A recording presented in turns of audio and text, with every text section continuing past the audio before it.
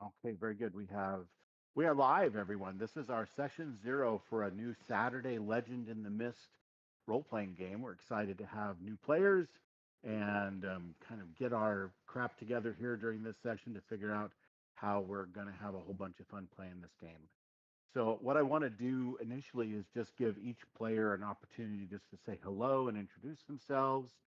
Um, and oh, by the way, it is April 5th. I always date stamp vocally what we're doing here today. So it's April 5th, and we are ready to go. So I will start. I am going to be the narrator for this campaign, this series.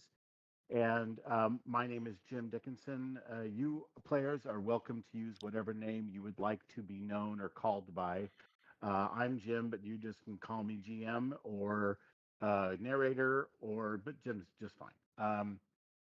I have been running Legend of the Mist since the Tinderbox demo first came out, and I ran some games on Start Playing Games to kind of demo the game for everyone. I have previously run City of Mist for about a year and a half before that, um, which of course started with the OGL debacle in January of a couple of years ago when Hasbro started making the dumbest ass decisions in business they've ever made and isolating like a vast quantity of their player base and their game masters.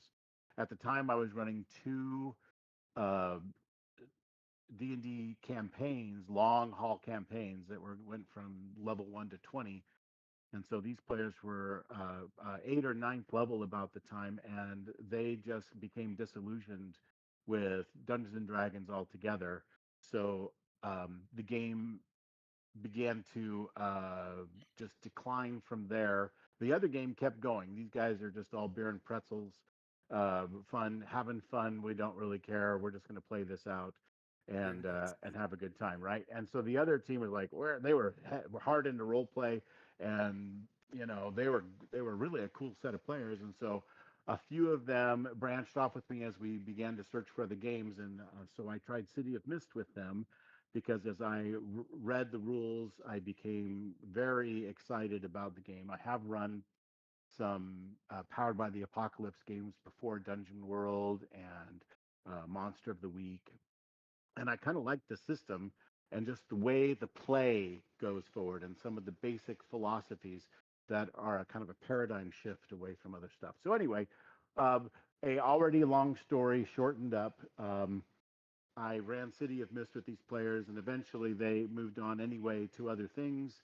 But that was the beginning of a great campaign, and really got me some good time in the system. And now Legend of the Mist is the love child of a City of Mist, and some mysterious, maybe it's Immaculate Conception.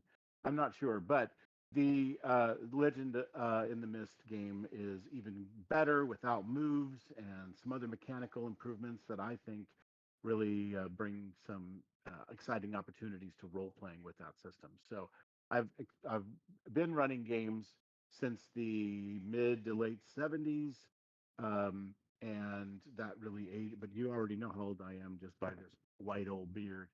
But salt and pepper, baby. And then so I've been doing it for a long time, and there are some great games that I have played in the past that I love, and systems and settings, and so that's what I bring to the table here. Let's go next to Anthony. Why don't you introduce yourself? Hi, my name is Anthony. I'm mostly a GM. Um, had a long hiatus from role playing for a while, but I got into it with D&D Second Edition.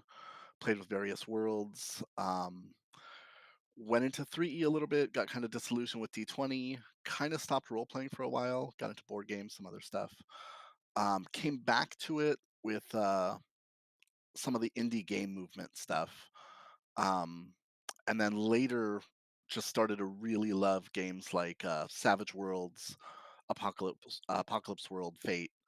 And so I started running those at game shops and stuff. And so that's kind of what I've been doing over the past few years is running occasional one shots in stores and teaching games that, you know, with people who've mostly just played D&D. Trying to show them there's other kind of alternatives and stuff out there. Part of the hardship that I've always had though is I like running games in other systems. Like I think it contributes to a different play experience. And I like running fantasy games, especially like court intrigue type stuff. The problem is when I sit down to play something like Savage Worlds Fantasy in a fantasy setting, people I get like people like go, well, why don't we just play D&D? And yeah, so I'm still kind of continuously going through that, and so I got really excited when Legend of the Mist came out, and it's a fantasy uh, game with a system that I seem to really like, and so that's kind of my obsession right now.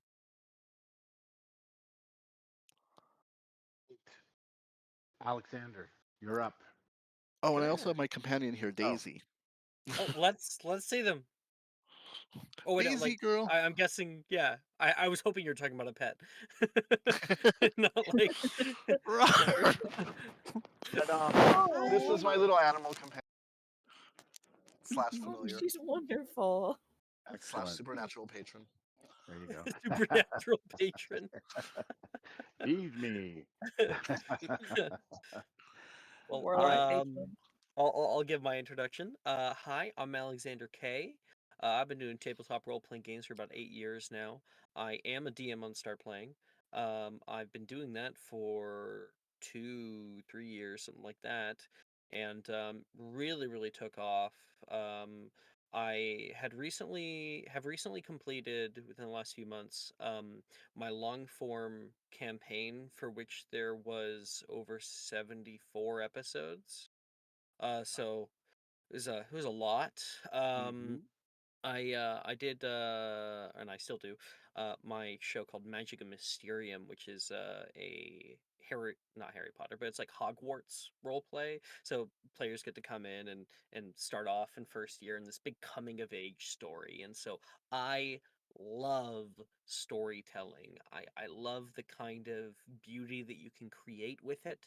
The kind of wonderful interactions that you can have, and the role playing with that is too much fun. When I was little, when I was 8 years old, I was in a play, Bram Stoker's Dracula, and apparently there was a bunch of other kids that was in it, and they all left because it was too scary.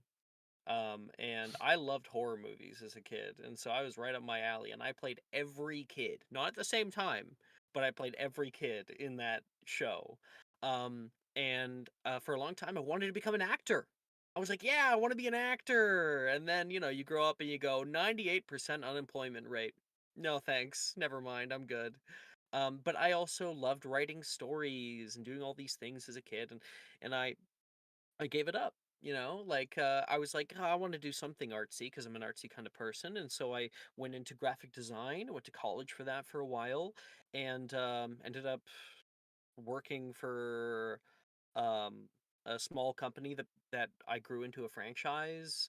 I've owned my own businesses before, and then when I really took off on Start Playing and started doing that full time, I realized I'm I'm doing the thing I wanted to do as a kid: write stories, act, and just do all that.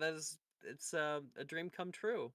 And so yeah, I completed that. I started a new game called Sworn on the Sticks with a system that I wrote myself. It took some inspiration from Legend of the Mist, um, and that one's really cool. It's like Greek gods in like Gilded Age 1920s America sort of idea. It's a whole its own thing, and I'm 2 episodes in, and already the players are ecstatic about it. So I'm really excited about that. But I just felt a call to play as a player for once. And so I'd been back and forth looking, and I found this game and it was at a good time, and it was the Legend in the Mist, and I was like, "Yep, I'm signing up. Done." So Right that's on. that's me. I live in Canada. I do this full time, and I'm a very artsy person. That's the synopsis. That's me. Excellent. Thank you. Well, welcome to the game. All right, Sleepy, you're up. I'm just waiting to hear more about you. So please introduce yourself.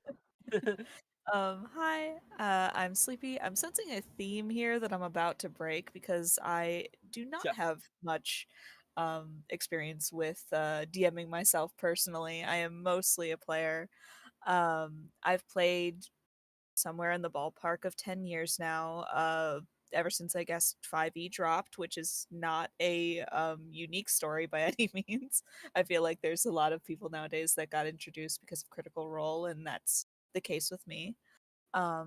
But I've I pretty much caught the bug immediately when it came across my path, and I haven't looked back since. And so I've played in a few games since. I've played a few TTRPGs since.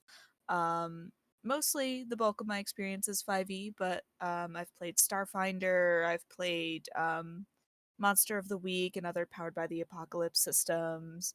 I've played Vampire the Masquerade, and I've loved the storyteller system personally. And as far as Legend in the Mist goes, I think my only real experience is playing in like a one shot, I guess technically two shot, because it took a couple sessions. And I really enjoyed it. I love games with narrative and like a lot of role play possibilities, and Legend in the Mist seems like an incredibly flexible system, and I love pursuing that as a player. It just means that there's a lot of avenues to tell a story, and it's not getting weighed down or bogged down by a bunch of like very crunchy numbers, which you know, um, sometimes is great. I do love like a good crunch, but other times I'm like, can I do? Can I just open the store without having to roll something, please? um, but yeah, that's pretty much me. Excellent. Well, welcome. All right. So this is session zero. And during session zero, we want to go through and establish some of the foundational aspects of the game. So, um, first off, I'm assuming that everyone is cool with playing in the Dales. This will be some future published source book. And if you're going to play in the Dales in this game, we don't have any information about the Dales. So I just make all that crap up as we go. We do Um, have a map. I don't know if you yes, use it, we but do. Yep. Yeah, so we have that, and my other game players are playing in the High Glade area right now, but they'll be trompsing around all over the place. Um, so I would like to continue with our own special version of the Dales, and probably not change it when the actual source book comes out. We may just keep going with totally. what we've got. I'm using World Anvil to build out the world and do the world building as we go. So it's kind of a almost West Marches style where you guys are going to lead where you want to go, where the story takes you, and I'll just lay down the train tracks in front of you. West March is like you do one other game in the system. Does that mean that we're playing in their world as well? Yes, but Interesting.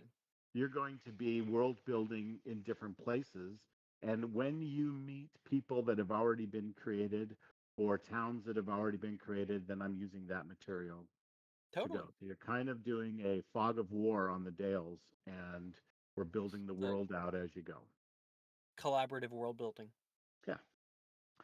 So a lot of this session zero will give us a starting point and maybe some things for me to work with as I begin to build out what you are interested in doing. All right, so um, let's begin. There are four styles of games or frames, as it's referred to in the world. There is our little corner of the world, there's an epic journey, there's grit and politics, and there's dungeon crawl. Are you familiar with what? Do you want to go over any of those kind of answer questions about what that framework is about. I'm Are you familiar personally. familiar? Okay. Anthony, have you read it 12 times already and are familiar with it? I scanned it. Okay. So let me I just take a perused. second to go over a little bit about how this works. So first off, the style of this game is basically rustic fantasy, which really Hmm. just means we're talking about um, very rural, okay, in general. So there are big cities, and they're at the edge of the map way over there. You may go there, but you'll be kind of like the country hicks going into the big city at that point. Like So rural, superstitious, and non-globalized. yeah, exactly. So this story will be about small heroes in out of the way places who discover their great destinies. So very much like the Shire, right? And two little hobbits that end up taking a big long journey, for example. Hmm. Um, it's about small heroes faced with great perils, often beyond their power or understanding, and trying to survive and muddle through and figure it out. And in that process, you grow and become um, like people of legend at some point. It's about journeys through the countryside, through the wilderness, living close to nature. Rural living entails traveling through pastoral or wild landscapes on a regular basis because almost anything you need is far away, and every venture into the woods is a step into a realm of mystery. So that is the overall tone that this game provides. Ultimately, rustic fantasy is about evoking the tender feelings of the legendary. So it's nostalgic, yet current, made up yet true. A good legend manages to reach past the practicality and cynicism of daily life and into the place long forgotten within us. So we will be discovering wild and new things. Like I said, I'm going to be making shit up the whole game. All right. Um, so one of the frameworks is our little corner of the world. So here there is an absence of might. The heroes, by and large, are simple people without much power. There's no magic or everyday practical magic. So when things happen, if someone can use magic, it'll be generally little things, but that may grow over time, right? So that's the thing as we begin small. Detail oriented. So we might even get down to what kind of cheese is it that you're eating. I don't know if that's what you like.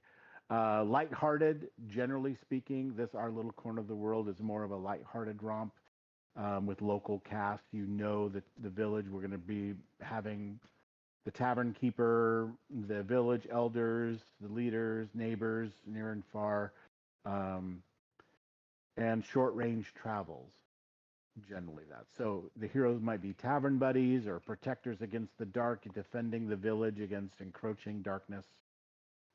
This would be very much like the Tinderbox demo, where everyone was just kind of, you know, little bumpkins, and they get faced with a terrible challenge, and they become adventurers overnight, right? Um, the epic journey, I can't help but think that this was modeled after like Lord of the Rings, where you have a mixed bag of power levels. There's a mixed bag of commitment, long journey. You go from place to place in as you pursue your overall goal. Supplies matter. Grand and lofty magic might happen, right?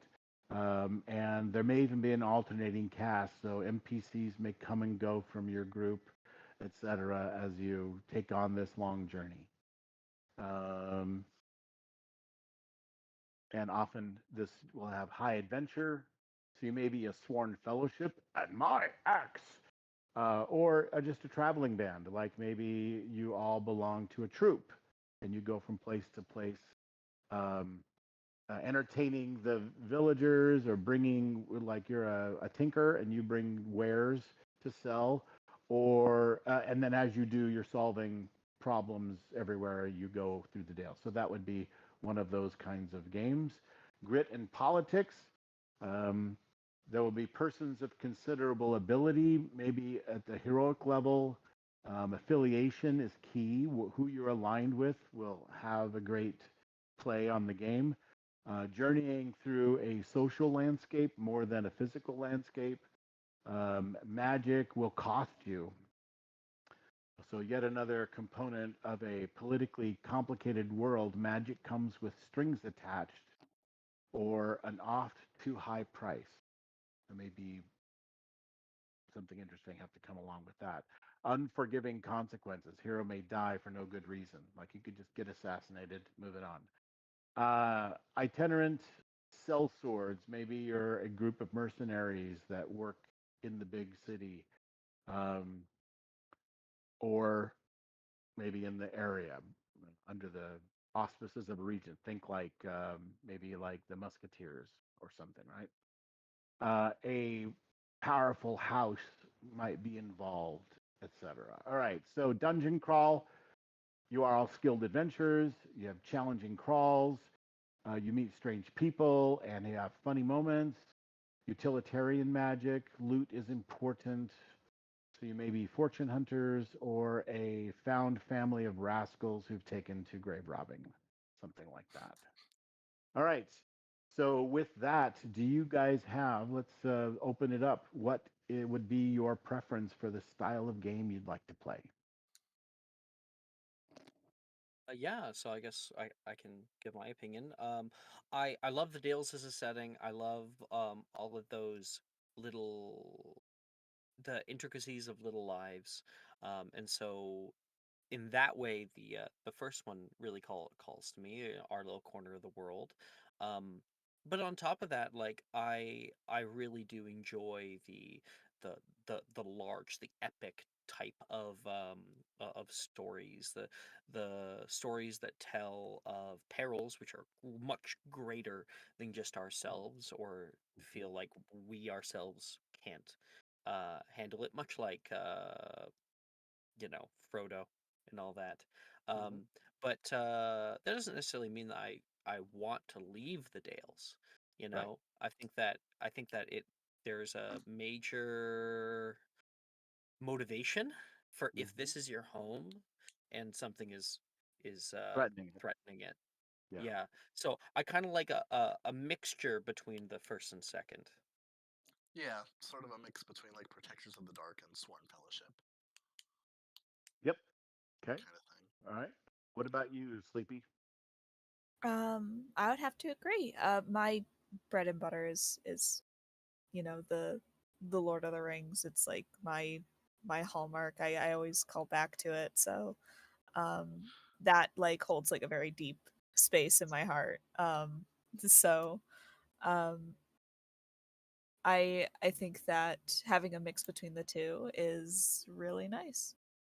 This was sort of I my will agree. problem with this whole like categorization chapter is I can't really like look back to any of my previous adventures and think like, oh well, that fits in this category. Mhm. Yeah, it's a mixed bag, right? So So this, I this definitely would like to. Everything about like our little corner of the world appeals to me, Mhm. but I don't want to give up like the travel. I want to kind of encounter yep, new places and stuff. You know.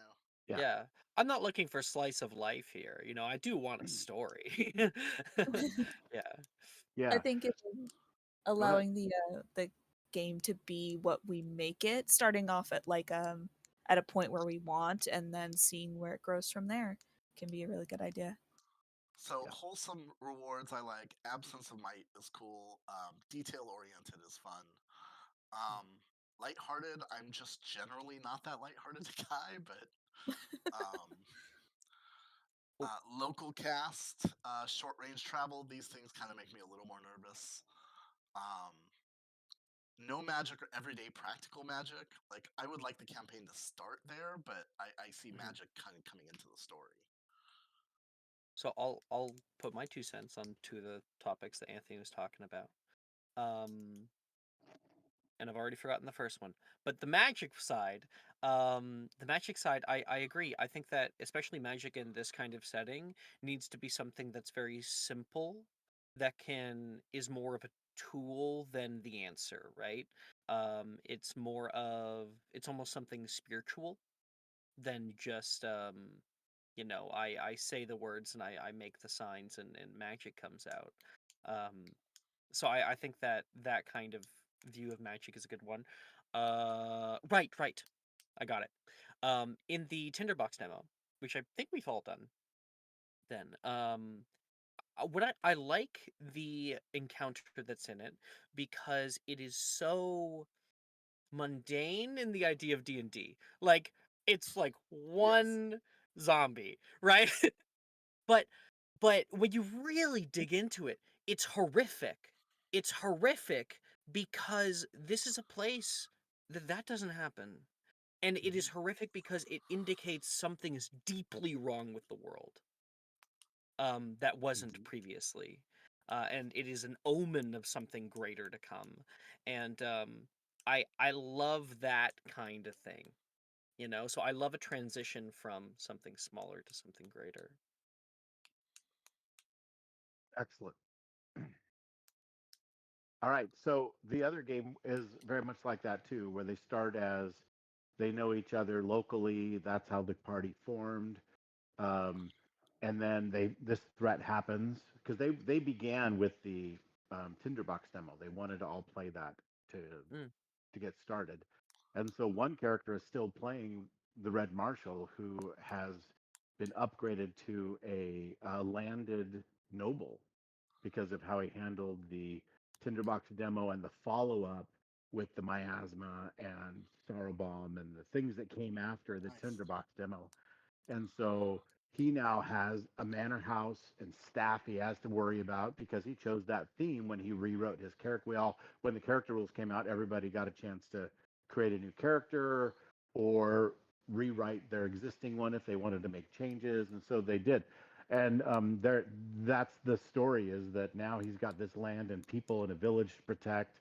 And so he has his friends that he's gathered, and they have started going on adventures. And one of them has had a link to something that was going on. And so now there's another real tie into what's happening, and things are growing, they're getting bigger, and they're trying to figure out what to do about it. And so I think that sounds like the kind of game that you might be very interested in doing. Like instead of just um, we're like hobbits in the Shire, for example, and nothing bad ever comes, and the wizard shows up and does fireworks occasionally, and ooh, that's cool. And then suddenly something happens, and now you have to go figure out what to do. The wizard can't just come and fix this, so now what do we do? That kind I, of thing. You're a village, you have, normal lives, but your lives may already be tainted or imbued with magic of some sort, right? and I So, think that travel is an important part too. I want to be able to see different parts of the world, yep, right, and experience it. right. And that's what we did with that other game as well. It's really kind of a mix where an epic journey is about the journey, and then there's all kinds of adventures that happen along the way. This is our little corner of the world that turns into a journey, but it's not about the journey. It's still all about what this The corner world. of the world is and what's wrong with it, and can you fix it, right? Yeah. Yep. All right, everybody cool with that? All right, I got that. Now, next question is the tone that is desired.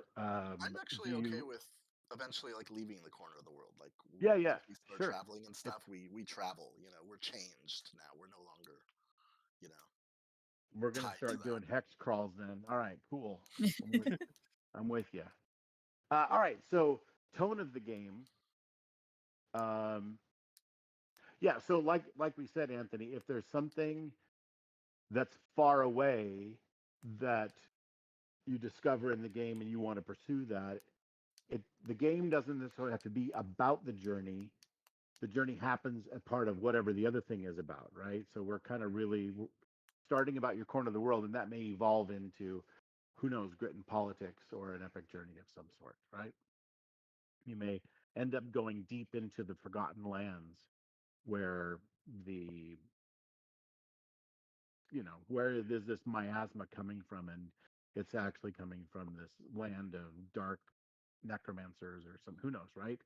Totally. So so that may lead you into this whole exploring a whole new landscape that's off the map, and trying to figure out what's going on there. So okay, so tone desired, lighthearted, serious, poetic, mythic, gritty, etc., etc. What kind of tone are you all fans of? I enjoy poetic, weirdly.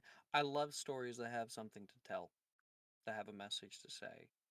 Um, I love those, and I love being able to explore and find it. So maybe even sometimes like a metaphorical meaning, Sure. an exploration of the human condition in the fantasy setting, that kind of I thing. love that shit. I'm sorry, but I do. Okay. What about you, Anthony?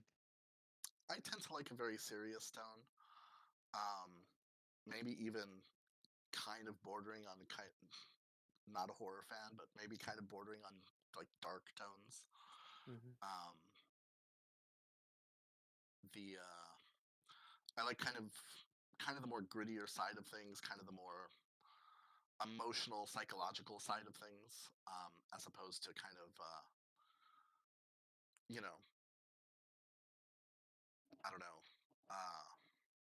lighthearted, cutesy Hmm. type of thing, I guess. Hmm. Right. Um, Okay. Sleepy, anything to add there? What is your favorite kind out of all the games? So you've played like World of Darkness, so you Hmm. also might play into Yeah, the like serious and dark tones, right? Vampire Oh the yeah, Masquerade. absolutely. I think like I enjoy quite a few different kinds of games, but I guess for this one, if we're talking metaphor and we're talking something a little bit grittier, um, uh, I think a mixture of those two would be great. I like high risk, high reward, as long as there's like sometimes an alleviation of that Yeah, of the grit. you gotta Um, alleviate it. yeah, I You don't gotta even know Right. show if grit something was the to it. right word. Hmm. More mhm. like just a little Tension. messier, a little bit dirtier. Yeah, Yeah. yeah. Like you're gonna wade through some muck, but at a certain Right. point you'll find solid land. You just Yeah. need We're to get through some things to get there. And like I we're said, not in I like Teletubbies heroic land, stories, so definitely. Oh Yeah. yeah. High risk, high reward, you know. We gotta go through the darkness in order to come out and see the light. Hmm. And so maybe even monsters of the more like on the horror side, maybe. Is that kind of what I hear from you talking around on this? Monsters are always cool. Oh yeah. I personally love monsters that aren't just scary like um by design. They're scary by concept. And I guess what I mean is that it's Like a more false Hydra. horrifying it's more horrifying what they do, the implications of what they are, rather than it being scary. right. Kind of like the zombie I was talking about. The Yeah. implication of what it is much more scary than it being a zombie. Hmm. Yeah. Right. And like the whole mystery thing around it and stuff. This is now Hmm. a Yeah. question we have to answer. Yeah. Yeah. So that leads me to a quick question since it's relevant to what you just said. Oh yeah. Um, the challenges that you face, we, the game labels everything a challenge, but some may be, location challenges or like monsters and that sort of thing. Um, this game lends itself to making challenges mysteries, where I'm kind of just riffing off what you said, Anthony, where it's like mysterious as well, but um, where you have to figure out how to defeat the thing. Um, and so the game Hmm. mechanics kind of lend itself to you doing that. So while I, you encounter the thing, you begin to try to unravel what it is, what are its weaknesses, how do we hurt this thing? It's like got horrible things it's doing to us right now. What can we do about that?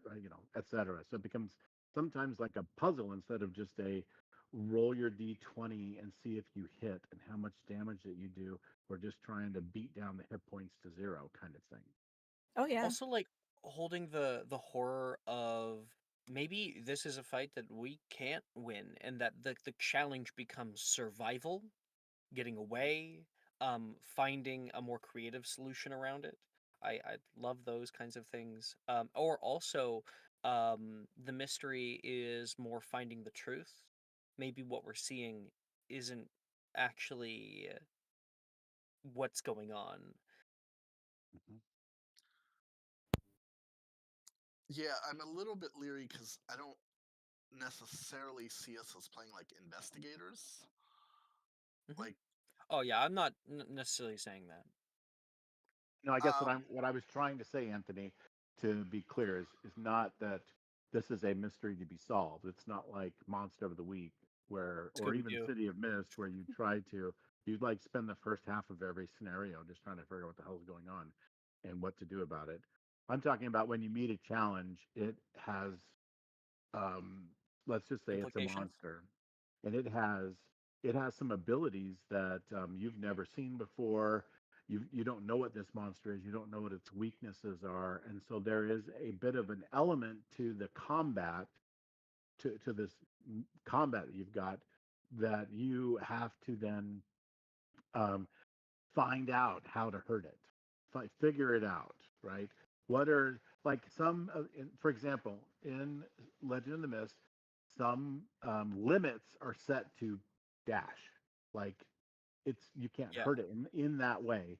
It's immune, and so maybe discovering what that is, or discovering, So in other words, there may be non-combat moves that you make in combat to try to reveal how it can hurt you so that you can defend against it, how you can hurt it so you can be, efficient in defeating it, etc. So in other words, it's almost like a two-pronged approach. One, you're trying to defend and hurt it, but then you're also trying to figure out how best to hurt it. And so, in other words, those are things that are in this game that aren't in a game like D&D, where it just has stats and it has some immunities. You'll discover that by trying to use something that it's immune to and going, oh, that didn't work. So let's try something else, right? So, I mean, I'm running high level D&D right now, and this game um, is really just kind of figuring out what it's immune to or vulnerable to, and then trying to change your attacks to do that. But most of the time, the monsters are out of the book, so they are metagaming, not knowing what to do with this Yeah, yeah. monster, right? And so and then it just is, we have to beat down the hit points. We have to hit it and do damage. Period. Uh, it doesn't ever lend itself to story or mystery or this um, kind of this epic, narrative, cinematic kind of fighting. Nothing cinematic about D&D fights unless you embellish all up here, which I try to do. Every time somebody does something, I'm trying to embellish it into some amazing description of what happens and so forth. And so, and the players like that, but the system doesn't really support it, right?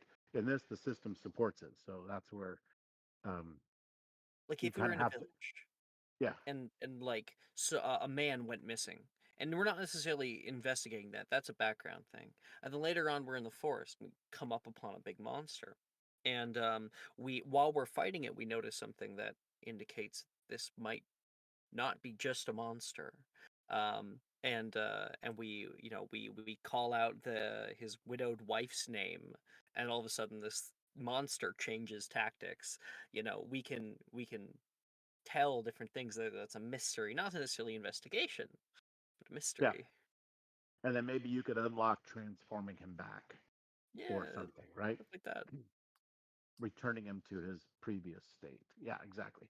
So some encounters will be like that. Some will be just, you're being swarmed by, flaming mosquitoes or something, right? My Uh, goodness, yeah. that's horrific. And you got to figure out what My to do with greatest nightmare. that. lighting it on fire seemed like such a good idea at the time. Yeah. Okay, so I'm going to ask now about what kinds of story arcs or themes interest you. Not investigation per se. So, what are the kinds of story arcs Like, I enjoy story arcs with magic. Mhm. I always have. I just have to put that out there. Things that are mystical in nature, and the discovery of them Mhm. is something I love. All right, so I pasted into the chat in your Saturday hero area in Discord some examples that I put together of story arcs and themes.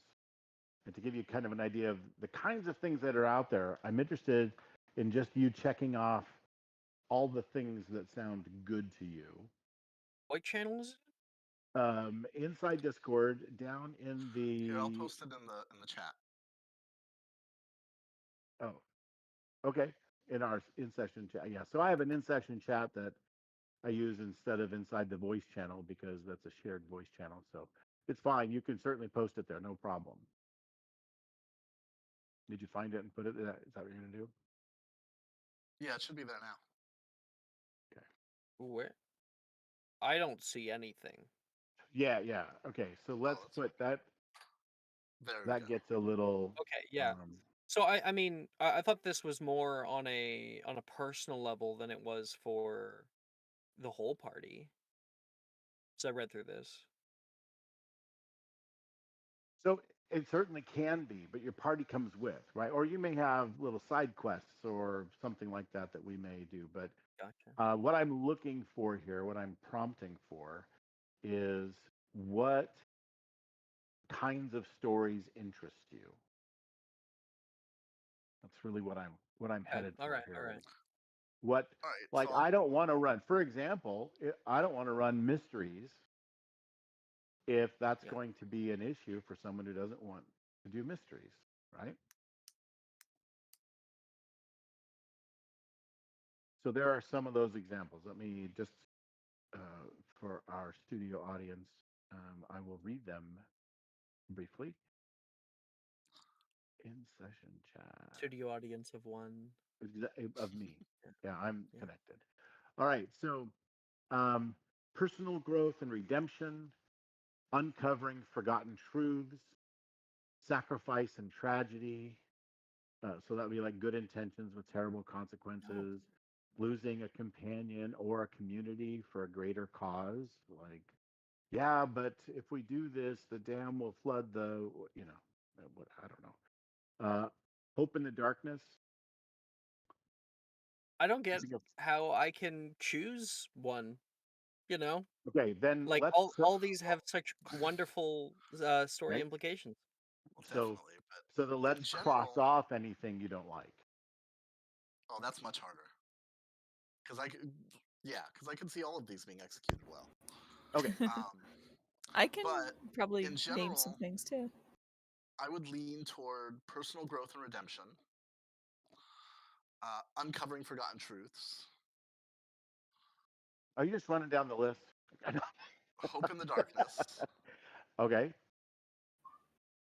found family, You got all my four, the four ones that I was looking at exactly. and a little bit of moral ambiguity. Yeah, I completely agree with Anthony.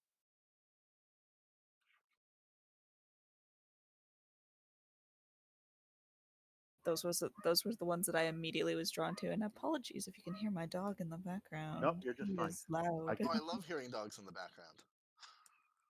Do you have to go deal with him? No, he's okay. There's people now. And found family. All right. So I wrote down personal growth, uncovering forgotten truths, hope in the darkness, and found family. Does that sound right? Yep. I think I'll speak up because Yep. I just didn't quite come up. One thing I do love about stories is meeting good characters, having a good cast in the world of different people to interact with. Being Also, we had just brought up themselves. the magic theme idea earlier.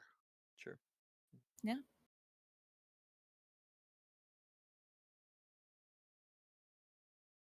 Okay. Cool. All right. A general question then. What is the group excited or hesitant about?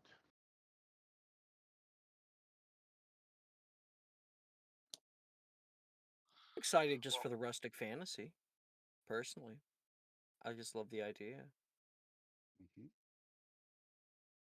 Anthony? Yeah, so two things I really love about this system that kind of excite me is one, the idea of being able to play like internal traits and having those matter, having like your emotional state matter, having being able to kind of cheerlead for each other and being that actually being that as like a kind of healing and dealing with problems and so forth. I love the idea of you might go through a combat and now you're filled with personal doubt or something, um, and you have other ways of needing healing or other.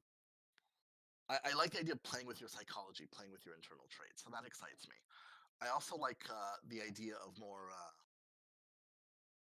and this is not necessarily for this system in particular, but just in general, I like social encounters, which is part of Mhm. why you know traveling and meeting new places kind of appeals to me. It's more characters we can run into and stuff. I'm excited for living on the road. I love that. Okay. Sleepy. Um, this is something that excites me.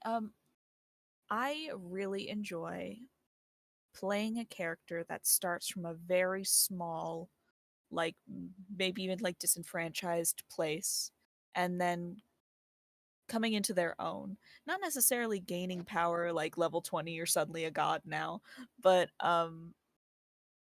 something where they were at some sort of loss at the start and they gain something by the end, whether it's that's like self-fulfillment or friends or just something that they did not have, they suddenly gained at the end, and it's kind of like, tying a nice bow narratively without making them, the lord of the land necessarily. And I will agree with Anthony. I love social encounters and I love playing with um the internal workings of a character and having that show and having that be the I guess catalyst for how the adventure also grows and how we grow with it and how we interact with the party and how everything kind of knits itself together. Cool. Do you guys like player journaling? I'll be right to you, Alexander. I don't know what player Personally, no. journaling is. So player journaling is just your you do it in character, and it's not like your character keeps a journal, though you could pose it that way, but it's telling your own story that's outside of the game session, of something that happens to you, something that's a memory, rehashing something, like maybe something about the current session brought up something that reminded you of Oh, something critical in your past. And so you write about it. And Mm. or maybe something in session um, was brought up and you talked about a place that you've been before. And so you can write a little journal that's more like an article about that place. Or you you have time to introspect. And how does that internal dialogue go? What's that conversation you have with yourself? What are you're the struggle or the elation or the crush or etc. What is it that is going on internally and you journal it externally? So we use World Anvil for that. You can tap in at any time and write journals. You can the journal also has a secret area where only the game master can see what that part of the journal. So I had one player who was journaling things before she was actually introduced into the party, and she would journal one phrase, just like one sentence, and the rest would be paragraphs in the GM area because she's working out how her character is, like backstory or whatever. And then we introduce her to the game, and she's already this well-developed character who comes into the party. So we will use journaling as well. So if you like that, sounds like a lot of you like that in the game, and I'm just introducing that you can also do this in the journal. and there will be a public aspect of that journal as well as a private. So go ahead. The Sure, I option tend to being do stuff open like that about on my it. own anyway. Yeah. Hold on, Alexander, go ahead. Oh, I was going to share a hesitancy. Oh, okay. Yeah. I think it's a hesitancy with just about any DM in any setting in any story, and that is, um, uh, if a DM introduces a story for which players have a difficult time finding motivation within. So one of the best things about bringing in a story is that we've taken the time to either in character creation or after the fact curbed motivations toward a certain path before just throwing you right in. Like if session one, it's like, all right, you're all in prison now. Like it can be very antithetical Hmm. to motivations, and I get that, like, over time as a player your motivations shouldn't stay stagnant the whole time. They should evolve with the story, but that takes time. And so I hope that you as a DM understands that and is going to put it into practice. That's my hesitancy. Good. Okay, thank you for bringing that up. Anthony, what were you saying? Oh, I was commenting on the journaling thing. I mean, I tend to write stuff like that on my own, just in Google Drive or something. Okay, cool. So one of the things that can come of journaling is sharing some of that character development with the other players. Not that they then are like, that's fuel for Metagame. my character, but to enjoy the overall story and how it is developing for everyone. And that may lead to an emotional scene that you may have to confront the other person, not knowing the backstory, but as players knowing it. But then how does that play out? Let's play to find out what happens when this conflict comes up. And maybe you have a meta discussion about, hey, if this ever happens, we're gonna have words, right? And are you cool with that? And should we make a scene that has that without, I mean, like, not scripting it, but I mean, we may have a scene like that where I take you aside and I have it out with you about how I don't like what you did back in that village or whatever, right? Are you okay with that kind of thing developing? I'm cool with that. Sure. I I personally love the idea of journaling. I have been so extremely bad at it in the past. So knowing that this is like can be all in one area and it can be both public and secret, that's wonderful to me. It certainly works a lot better than writing a bunch of notes on like random pieces of loose leaf and then losing them later, which is my personal issue. Um, so I'm very happy about it. I think that this is Good. a great opportunity for the story. Yeah, I wholeheartedly believe that. As a matter of fact, I find in every game a way to motivate players to journal, even if it's just a couple of paragraphs. And that main way that I do is in this game is offer a growth point in an area that you think might relate to the journal you wrote or any other area, right?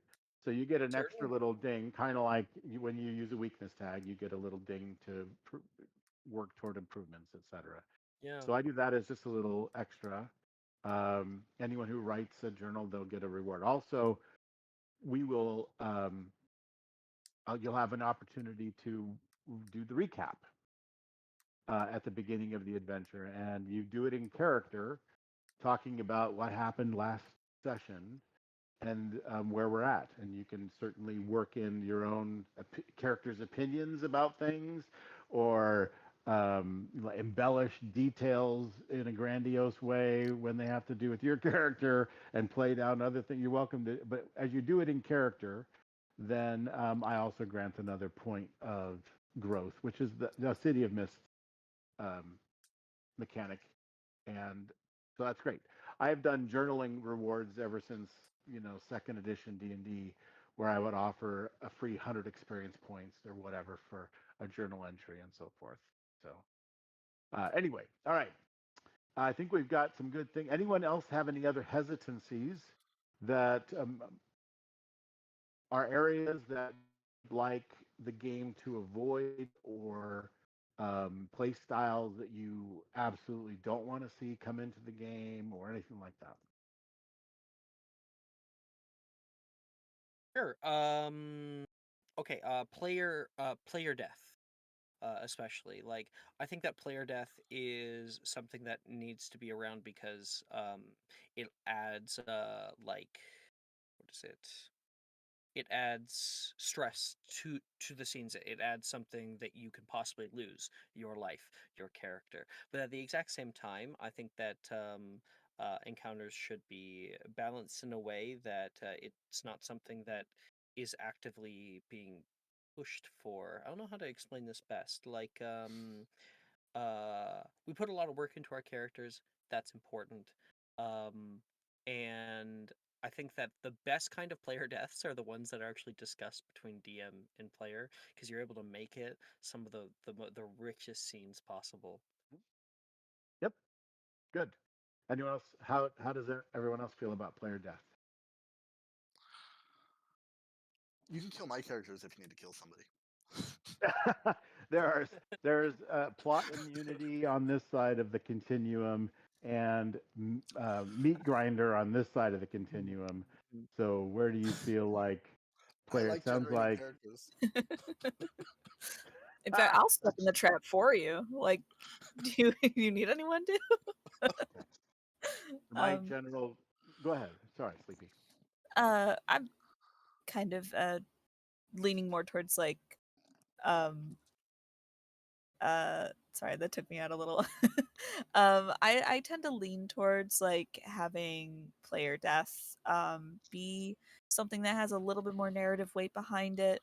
um I'm in the middle, like I obviously would love having my character from doing a bunch of work on them and getting to the place that I'm really, really happy about them. Like losing them feels like, you're losing something really important, like your own limb. Yes. But at the same time, I do think that if we're playing an epic story, if we're playing like um there's going to be real consequences to the things that we do, then the threat of death is going to be ever present. Um and I think that that should always be the case. I would be a little bummed out if I like tripped and fell into a pit and then that is how that is how they died. It's a little anticlimactic. I Yeah. feel like character death should be given a little bit more reverence to, other than like a rock fell on their head and now they are dead. But yeah, I don't necessarily want to take away the idea of character death because that in itself can be just as interesting of a story. Yes, Alex. I think there's two really great balanced ways that you can go about it. The first is more completely player choice in the way that you can choose to, when your time comes, when it's like you're gonna die here, you're down your 6 levels or whatever. Um, you can choose to submit or flee, and if you submit, then you get the scene and you get to to show your player's death, or you can choose to flee and lose something, a consequence that's not death for that. That's one option that we could go with. Another one is if you well foreshadow lethal encounters when we're entering a place that is going to be exceptionally dangerous to life and limb, that's foreshadowed beforehand because then we get the opportunities to emotionally role play that worry, or to like say our maybe what if we don't make it through this is the last thing I want to say to you, those kinds of things I think are good. Either one of those I think is a good balanced way to handle that. Have you played 10 Candles? Nope. Oh my gosh. Okay. Well, we'll have to sidebar that and play a game. Yeah. That is a very indie game that the premise is all of your characters are going to die before this is over. Oh, I love it. 100%. Mhm. All of you are going to die. No one's going to Sounds survive like this. Call of I've Cthulhu. heard of it. So instead of Yeah. survival horror, it is I don't know, just like imminent doom. Just You're horror. you're just going to die, and how and so you get to kind of end up deciding how you die as Mhm. you reach that point where it's time to die. Your character is seems trapped or whatever, and so you then determine how that character goes. And very interesting game. Very It's a interesting game. real One interesting setup too. obviously for one shots. Yeah. Yeah. Yeah, I do Call of Cthulhu one shots like around Halloween sometimes for horror, and I always have to tell the players like, you're probably going to die, but don't worry, you'll die near the end. And two, um, the death is going to be spectacular, So utterly horrific. in my games over the decades, I have developed a play style where no PC has plot immunity. Mhm. Um, however, there may be conditions where they die, which are uncontrollable. I'm Yeah. a dice behind the shield kind of guy, so I may fudge. I'm very transparent about that, but I never fudge um, in a I don't know, in a dumb way. It's always to That's your prerogative. keep people. It's a way just to make sure things don't go terribly wrong by accident all of a sudden, and then we're all left with a Tasha Yar death. Like, what the hell just happened? We just lost our security chief, and nothing. It was just boom, she's dead. Period. That's not cool, right? I just don't like that. Mhm. I like deaths to be meaningful when possible. Sometimes the meaning is, wow, that was really a stupid thing or a dangerous thing we did, Yeah. and we paid a price. Hmm. And then the story can go from there of, you know, the survivors live to tell a tale, or we're going to go all the way to hell to get this person back, Hmm. right? So you could do that. Mhm. Um, um, the so I usually ask for player buy-in if it's going to be an opportunity for martyrdom. In 1990, a game came out called Torg from West End Games that introduced the martyr card. There was a deck of cards that played it in that game, and the martyr Mhm. card was introduced, and it was a totally new concept for most of us. I And love that that was, card system. if you pull the card, you don't have to accept it, but if you play it in front of you, you set them down in front of you, and they affect the narrative. If you play that card down, that means that sometime during this act or this scene, you're going to die, but you're going to accomplish what it is you want to accomplish. So you're going to be able to stop the big ever monster machine from generating anything else, but you're going to die in the process of doing it, right? You're going to defeat the big bad villain, but you're going to die in the process. So there's that option too. So I usually um, and sometimes I have players, and players are welcome to come and say, I'd like to retire this character. And I'm Mhm. thinking that this is a great time for this epic a death scene, and I want to play I've this been out there. where I get to say goodbye to everybody, and I get to do this, and would, you know, so those are all ways that I think player death is perfectly acceptable. Some of the Uh, best player deaths have been that. It was when the players like, I want you to kill my character, and I'm like, really? Yeah, I want to play somebody else, but I want it to be cool, and I'm like, done. yeah, Let's do it. yeah, Mhm. exactly. I had a player who just like stopped coming to one of our groups one time, and so we just kind of said he died and kind of moved on. And at the time, that was just it. We kind of moved on, but it became this thing where like the memory of him became kind of an important plot point and character point forever. It was a big motivation. Um, it was actually really cool. D&D, of Yeah. course, didn't really have a system that really capitalized on that, Hmm. No, no, but this role is playing true. wise, it was pretty awesome. This It is true. kept coming up. So, all right.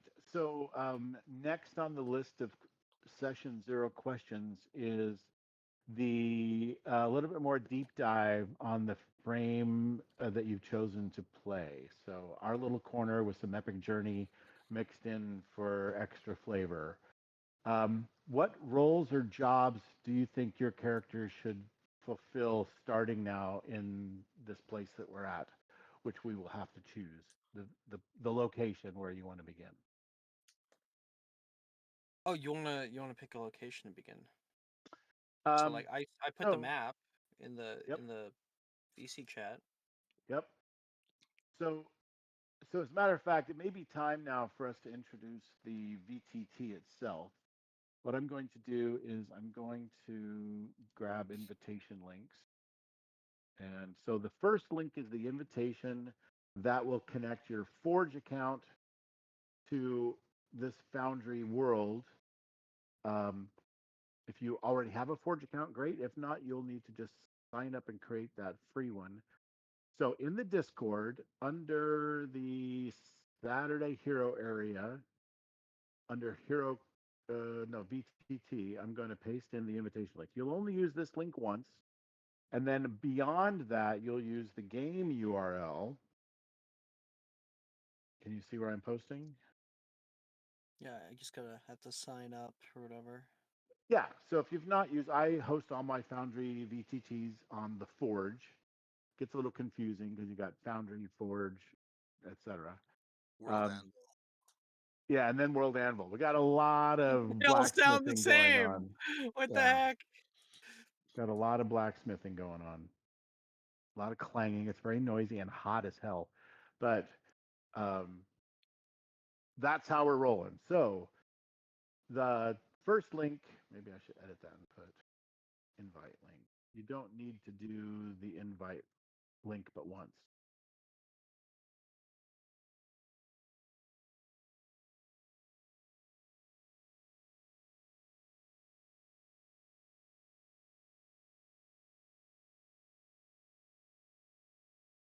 All right. And the game URL you can save in your browser, or you can even Okay. create an app out of your browser once you've logged into the game. Um, and so that will be a way for you just to load right into the VTT without having to click around to things or whatever. And if your login's expired with the Forge, then it'll prompt you to sign in again, and then just continue on into the game. So that game link is what we'll use every week. This invite link you have to do for the first time. So Deep Sea Sleepy is already in the game. Good job. I've used the VTT or Nice. Foundry a few times. Email address is not verified. I just clicked the verification link. What are you talking about? There we go. There we go. Fixed it. All right. So we're going to go over character creation here as well in just a minute. So let's. I'm going to actually pull up the Dale's activate. All right, some basics about the VTT. Whoops, let's get rid of some people on here. Funk. And Yeah, not in a game. So where'd you post that? It was in VTT. so the WA VTT journals. So There, when you found write it, it. yeah, when you write a journal, by the way, post a link to it there so everyone is aware and we can go read it. I don't have to click launch game, do I? After it loads up, it should launch, but Well, yeah, I you like I can. see Twilight upon us, and then it says launch game, leave game, players in chat. So Yeah, so launch the game. me in Yep. now. Yeah, just click Launch. launch and then it'll launch into the VTT. Yep, there you are. Alexander K is arrived. Anthony, how's it going for you? I have no idea. Give me a minute. Yep.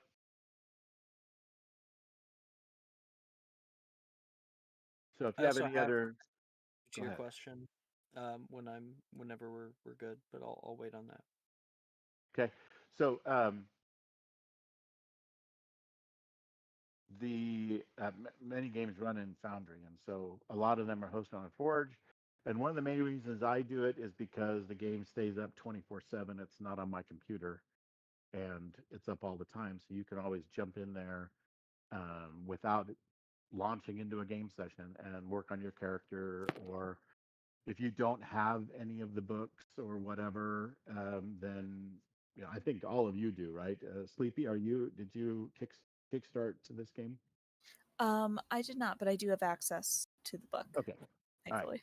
So yeah, as they come out, I have a couple players in my Monday game that didn't kickstart. They're just excited to play something cool that isn't D&D, and so I put the rules in there as they get released, and they can go in there and look at them whenever they want. So I upload the PDF. So uploading the PDF doesn't let you download it, and so it's fantastic for copyrighted material. I can upload PDFs of game rules of the games I run, and people can look at them and they can't take it home. It's like that part of the library where you can't check it out, but you can look at it and do what you want while you're there.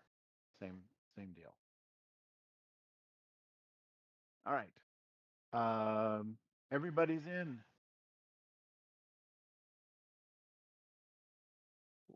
Indeed. Lord Raven. Good. Okay. Um, yeah. So now down at the bottom left of the VTT, you can right click on your character and then go to user configuration. This is where you can update your player name, I think. No, maybe not. And then this is where you like link your player account to the character you're going to create. Yeah, you can. No, it doesn't look like you can edit the player name because that's just Uh, the username. I think It you says do Game that. Master. Yeah. They're configured by Game Master. You can change it. No, this is Player names must be configured by the Game Master and can be changed in the user management screen. yeah. So that actually links back to the Forge. So they've integrated that. So yeah, if you don't want your player name to show, for example, your email address, Mr. Lord Raven, then I can edit that for you so that it doesn't show up on the screen, etc. Right? Okay. So up at how many of you are brand new to Foundry? I know that. Okay. Okay. All right. And Anthony, you too, probably, right? I just had that one game that we played. Yeah. Okay. So, all right. So then, and Sleepy, you used Foundry before, you said, right? I have. I know a little bit about a few things. Right. So the most important thing to know is that the buttons on the left side of the screen are the tools for the tabletop itself. So the main one you're going to stay in most of the time is token controls, which just lets you move your character around the screen. When you have the first token control set, and then the second one looks like crosshairs, kind of. When that's selected, then you can move your token around the board. So if we're talking about I'm going to go sit at the bar, or I'm going to go get up in that guy's face, or whatever, right? That is the main way that you're going to use all of this. So um, I do have some other tools that I use that are based on this module and such that we're using, but I don't use most of that stuff over there either. So skipping ahead, the ones across the top are the scenes that you have access to. So you may be able to switch back and forth between scenes if I give you access to it. So I think if I go to toggle navigation, I think that should give you outskirts. Do you see outskirts and the Dales up there? The Dales. Just the Dales? Okay. Uh, if I go into configure and I make it show in navigation for all players and then save, now you'll see outskirts Yep. show up at the top. So you could like cut back and forth between the two as you wish Oh, if cool they're made GIF. available. Okay. Cool GIF. Yeah. So a little animated. I like to do for scenes. My goal is to have some kind of a cool animated representation of where you're at with small animations kind of going on. That's And super. we have our thing. And if we get into some kind of tactical battle, then I have a way just to kind of put where it fades into the background and it just comes up as tactical, so you can just move tokens near each other or whatever. We don't do obviously measured movement, etc. It's just a matter of you doing what you want to do. All right. Um, so I subscribe to a couple of providers that do that kind of pastoral scene, but then a kind of a tactical top-down look at the map, and I'll use those whenever they're relevant, etc. All right. So back, I can also pull your attention. A bird just hit the window. That was that's not great. No way. Wow. What just happened over there? Oh Oh my no. gosh. Hey, you okay? I'm sure they're fine. We have a lot of birds out around here. Okay. So anyway, that is how that works with the scenes that go back and forth. So you can, for example, I may make the Dales a regular thing you can like skip over to look at real quick and then skip back again to the scene that you're on. Okay. Okay. So we need to figure out what part. There is nothing known about any part of these Dales except a little bit about Ravensdale down here. If you hold your left mouse button Yeah. down, you'll ping the map, right? And so that way other It's people can see what you're looking at. it's so weird because it's Ravensdale on the map, but then it's also called Ravensholm Yeah, so too. It's Ravensdale, like, I figured out what they're doing. That is a regional name, and then there are different village names that you may encounter yeah. inside of Ravensdale. So Raven's home happens to be where the elders are and whatever, and there's other little villages that may not have their own little council, etc. That's what I hmm think. Time will tell. Time will tell. So, So my yes, 2 cents on the question that you had, um, was that maybe we start in or near Barleytown because in the thing about Ravensdale, I believe if I'm not mistaken, they do reference Barleytown as some kind of big city or bigger than like Yeah. the village that they're in. And so if it's a bigger city, or you know might not be a city, but you know what I mean. If Mhm. it's a bigger living area, then you might be able to have more globalization, so to speak, or it's more likely that players from if someone wants to be from Stormhelm and they're down here, then it's easier to find one another. Or it makes more sense to I was find actually random people. considering Fairpoint for the same reason.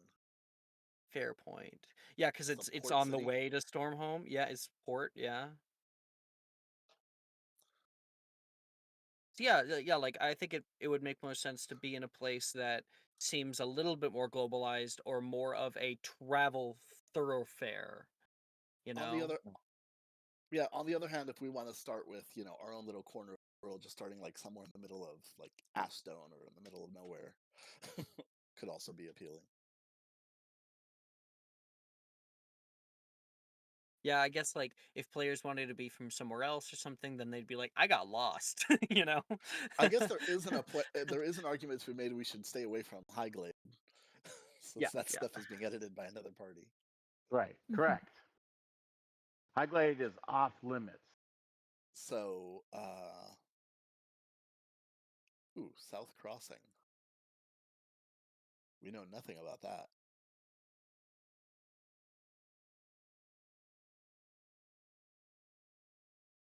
Woodend kind of fascinated me because it seems like kind of like more rustic than rustic kind of setting where everyone's like, Yeah. you know, They're right like right on the near, frontier, yeah, Frontier, yeah.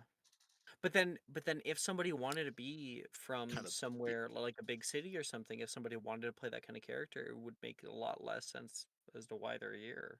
They're Unless really Yeah, they far want, they from home. just have wanderlust, right? Yeah, I happen to know yeah. a certain I'm satyrs just yeah. there. I'm You'd have to. always well, like my character's fine with it. I can be anywhere. I'm always of the thought process of like, how do we make this more accessible for if we get a few new players like in the Mhm. next episode or two, how do we open it up to any concept that we want to make? Yeah. Well, yeah, and I appreciate you thinking about that, but I also want to, I mean, this whole campaign series is going to be tailored to your characters. So a new character coming in is going to have to fit whatever that is. however that begins to develop. They're Mhm. gonna have to fit that anyway. So I they'll just like come being up with accommodating. yeah, they'll come up with ideas. But what I'm not going to do, I've made this mistake in the past, is I think I told you on our other call, is that I let one player kind of derail a game Mm. because they wanted their character to be their character, and it didn't line up with the rest of the campaign exactly, and Gotcha. Yeah. it became it became this struggle of they wanted to do their character things in this game that their character didn't exactly fit into, but I was being accommodating. We made some adjustments to make it make sense, Mm. to a degree, but he really just had these other kinds of, and he just kind of took over the game or tried to. Yeah, And I've been there. It's a little yeah, upsetting. Absolutely. I so think to I please, like the idea of anywhere. I had the like a brief idea of like being someone who like was from the like what was the name?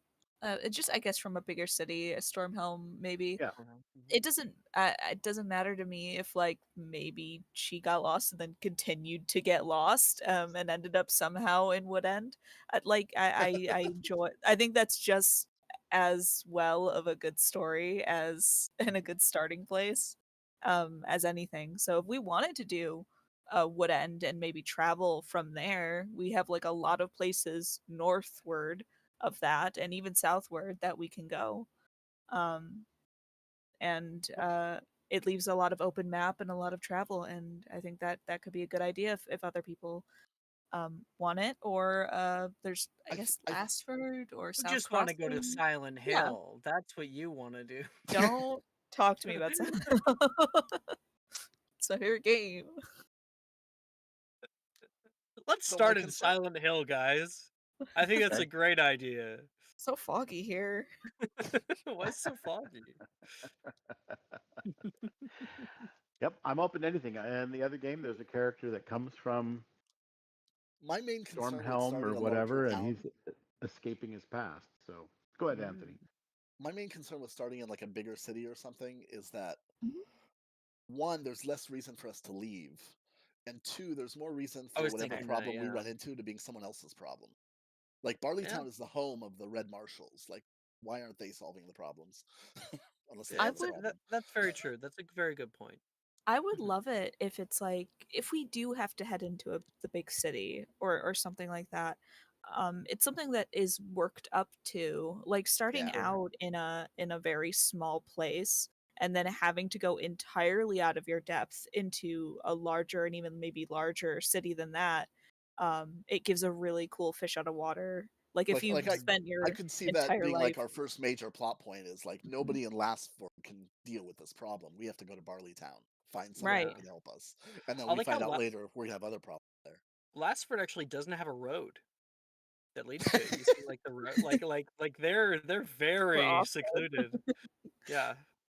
But if you spend your entire life like in rural Ohio and you suddenly one day decide to head straight into New York City, there's gonna be some culture shock there. Right. And Mhm. that's a fun thing to play into, like Yeah. as a character.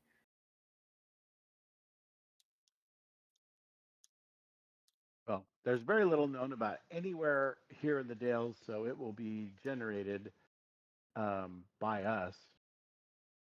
Um, so it's really kind of up to you Heartland where you sounds want to like a be. nice, wholesome place.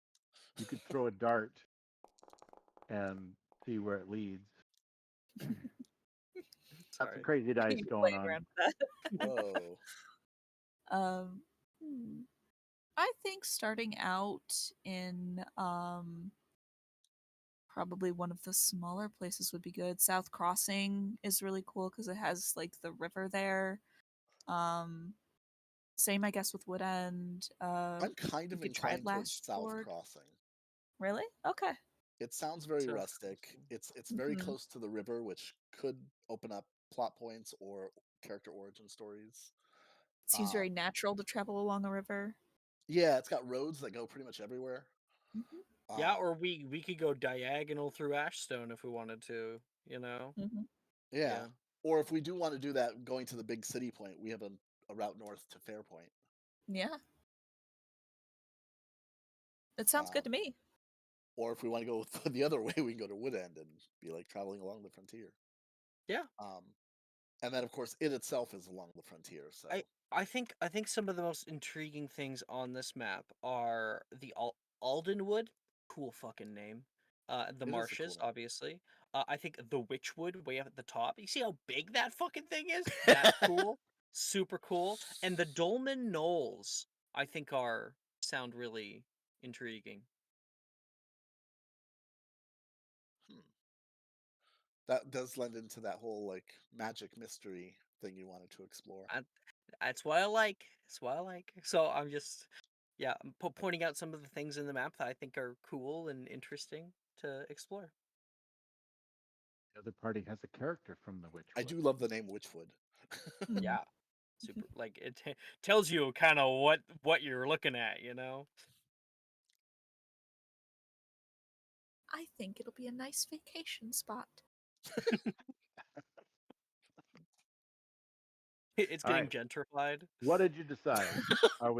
Is home for now South Crossing, and you're gonna explore all the way to the north and west and so forth, or did you want to start somewhere else?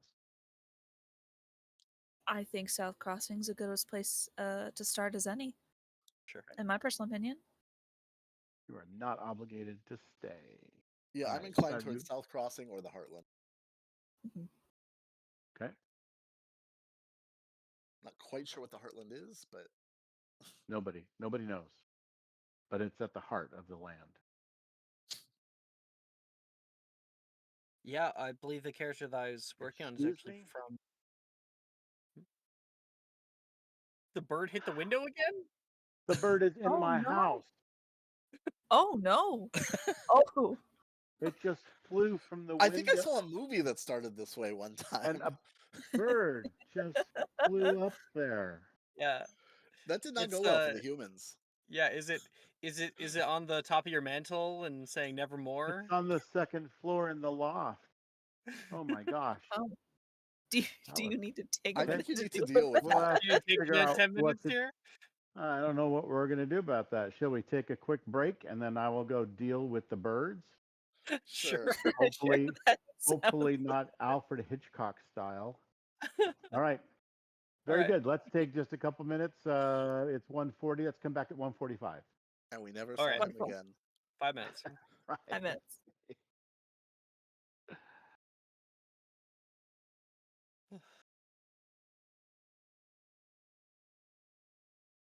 Yeah, the character I've prepared at the very least, I planned on being from the Upper Heartland.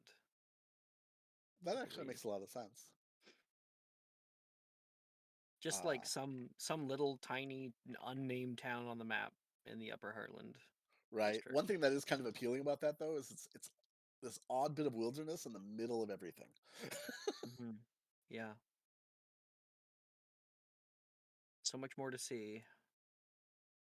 Anthony, did you have a character that you were thinking up at all? I really don't. I've been kind of trying to brainstorm this. I'm thinking maybe some kind of like scoundrel rogue type, or possibly a town blacksmith. Kind of depends on where we were starting.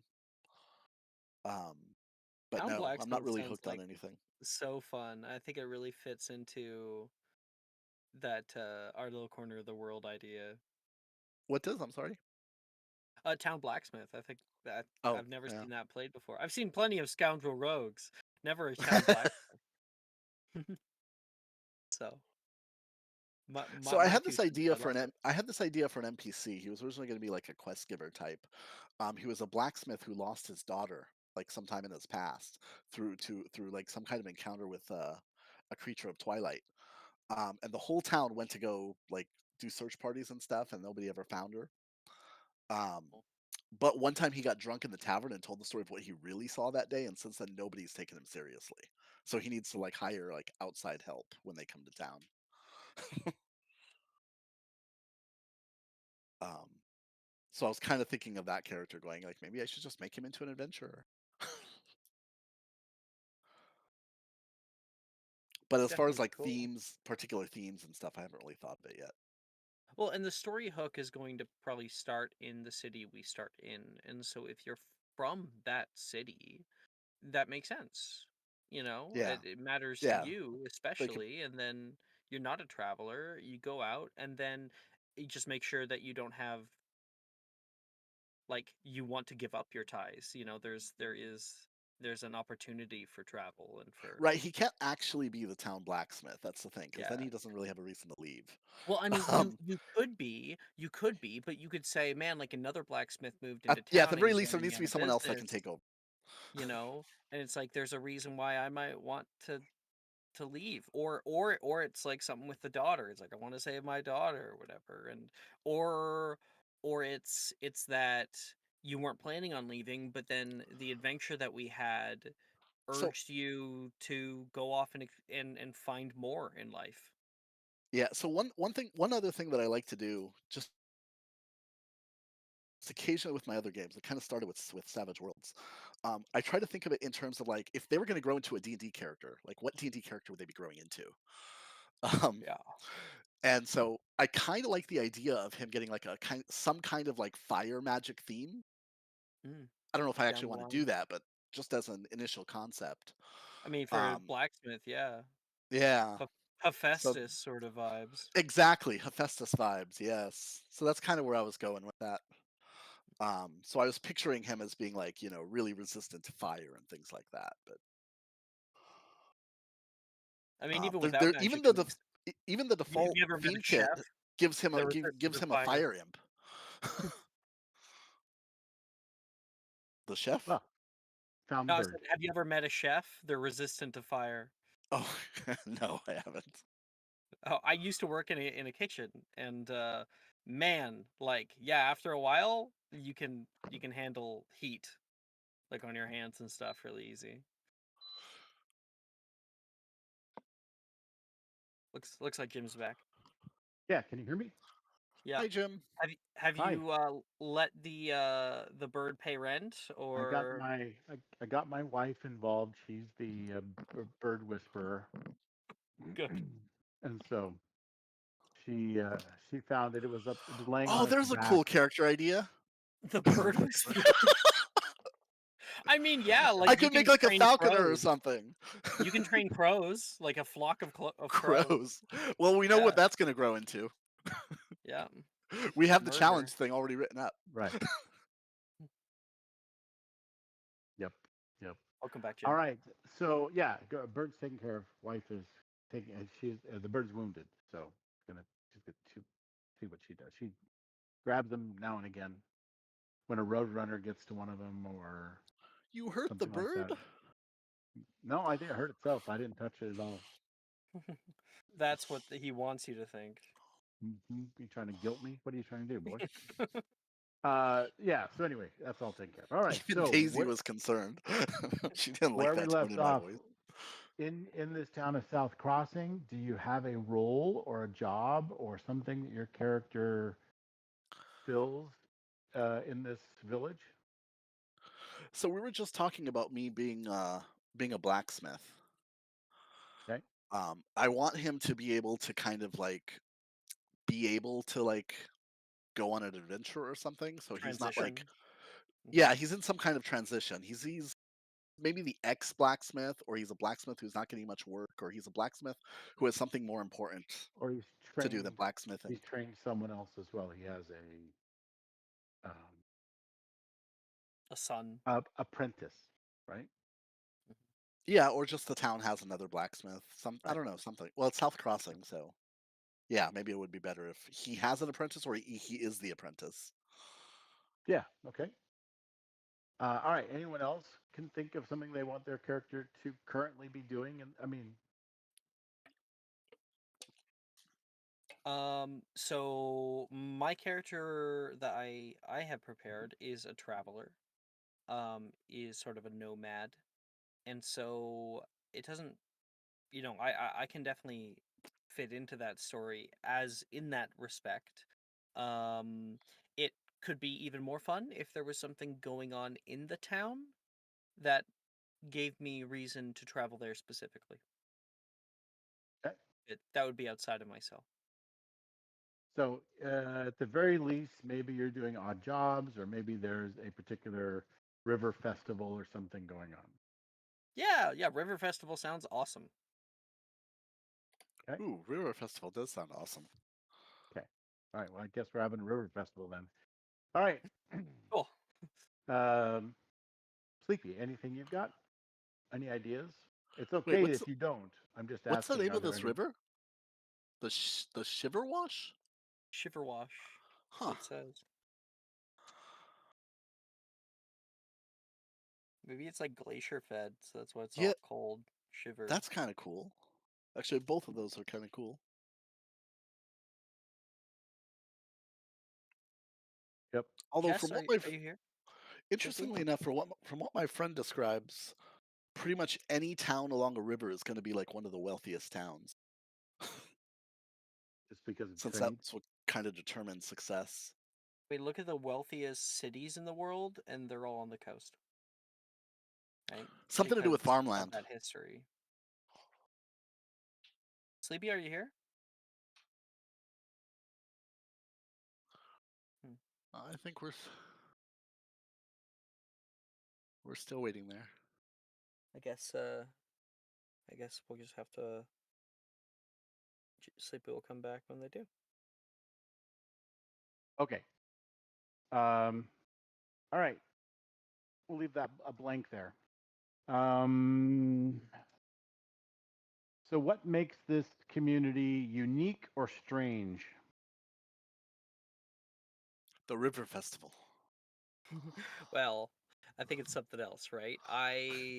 think I think that it's what's on the other side of the river that offers intrigue. Is there a bridge? Either that, or there used to be the other half of the city. It's South Crossing. What if the crossing no longer crosses? What So if the the bridge has been destroyed and it's like a ruin now. It's a very fancy bridge that is now Yeah. in Sure. ruins. Yeah. And it's left in ruins, so it stopped halfway across the river. Mm-hmm. Yeah, why did they leave it like that? And how long ago was it? If it was a very long time ago and nothing has been done, is there an initiative to change it? Not only that, but what kind of superstitious beliefs have grown up around that fact of the world?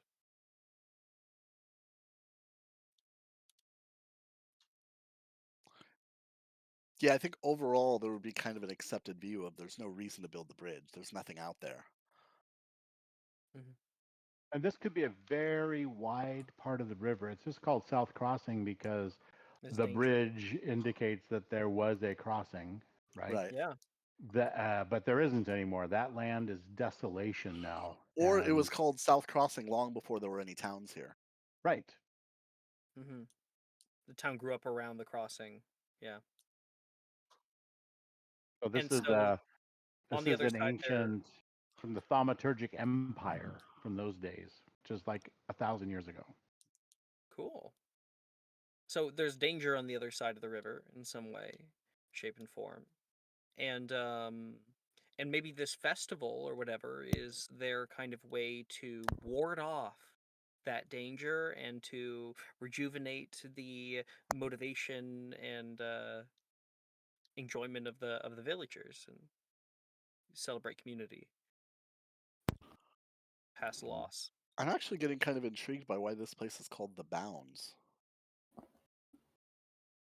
Does that word have some other meaning I don't know of? Not that I know of. Boundary. It's like, huh, Maybe. yeah, that makes Yeah, sense. yeah, I Boundary, think yeah. so. What's called the bounds? Where are you looking? Oh, It's just Right to west. yeah, just to the left. Yeah. Oh, Sleepy, are you back? I'm here. So sorry I had to step away for a second. No, no problem. I think Jim had some questions for you. Do Oh, you okay. have? Do you think your character might fill a role or a job in this village of South Crossing? There's no obligation to, but just asking.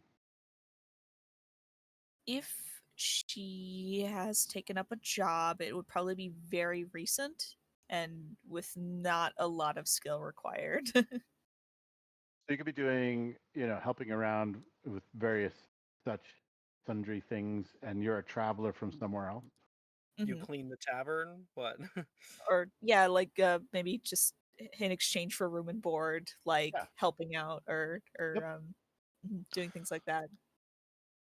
So this does have some of those. This kind of thing also has some of that Wheel of Time feel to it as well. Got a couple I of. love that Wheel of Time feel. So you're just, you're in this little town. You're doing some things, and as they traveled, they would get jobs in other towns because they had to stay there for a while, or they were kind of stuck or waiting for someone else to show up. So they took some jobs because they didn't have any money. So, yep, cleaning the latrines or whatever, the outhouses, variety of jobs Some could be. gritty. Yeah. Ooh, grit. Mm. Okay. So we're talking now about what makes this community unique or strange. Other ideas that were floated were the river festival, maybe a week-long festival or more that has some reputation for having several parties. It could be even more than that. It could be a couple weeks. Oh, you know what would help is if there is some semblance of costume associated with it. Mhm. Okay, there you go. Costume. So almost like a Mardi Gras kind of festival. Sure, or like if you think about Scottish like mumming, which is the precursor to Halloween, for instance. They would wear different costumes to symbolize different spirits and things like that. Um, Okay. yeah, And like I'm thinking more rural festival, right? We're not like Mardi Gras party right. necessarily, but like um something homely. Pie eating contests. Yep. Like a fair or like Who make maybe like a maypole, things like Yeah, right. that. maypole. Yep. Very Here's indicative of like some mumming costumes I was talking about. Keep talking. Sorry, Jess. Sorry, sleepy. it's okay. Uh it's like something indicative of like more traditional festivals or festivities with like pagan roots that are still kind of done today. One of those things where like, oh, maybe this was done back in this time and it signifies this, but now we just do it because it's tradition. Yeah. Um,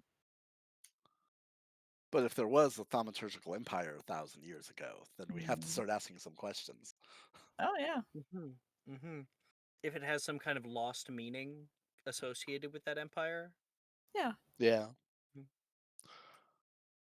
this is a bastardized or changed version of some other big thing that used Yeah, to either happen. like an actual magical ritual or just like an event that Yeah. actually happened, like the story of Yeah. the event. Somebody turned that into a festival. Oh my gosh, yeah, it's like a big magical ritual that used to happen during that time, and now there's no magic associated with what's happening now, but it's Right. it's akin to it. Yeah. And that could be Okay. a reason for masks. Just saying. Yeah. Mm-hmm. Now everyone just dances Costumes. in circles because it's fun. Like there's no Mhm. there's no ritual behind it. Yeah. Mm-hmm. And Right. if weird coincidence happen to happen around this time, we just don't think anything of it. hmm Yeah, it happens at Okay. a certain time of the year, right? Mm-hmm. All right. So what minor mystery or concern is bothering the locals?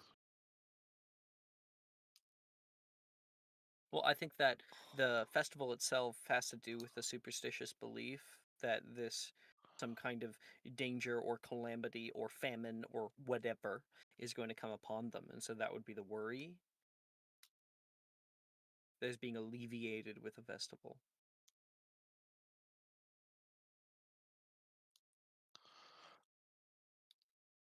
I played around with the idea. I was floating the idea that maybe something happened to like a child of mine or something during my background.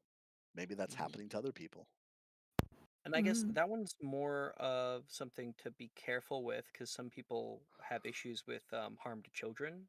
It's a Right, common right. trigger issue. We'll come up with something else. Right. Who do characters care about in the village?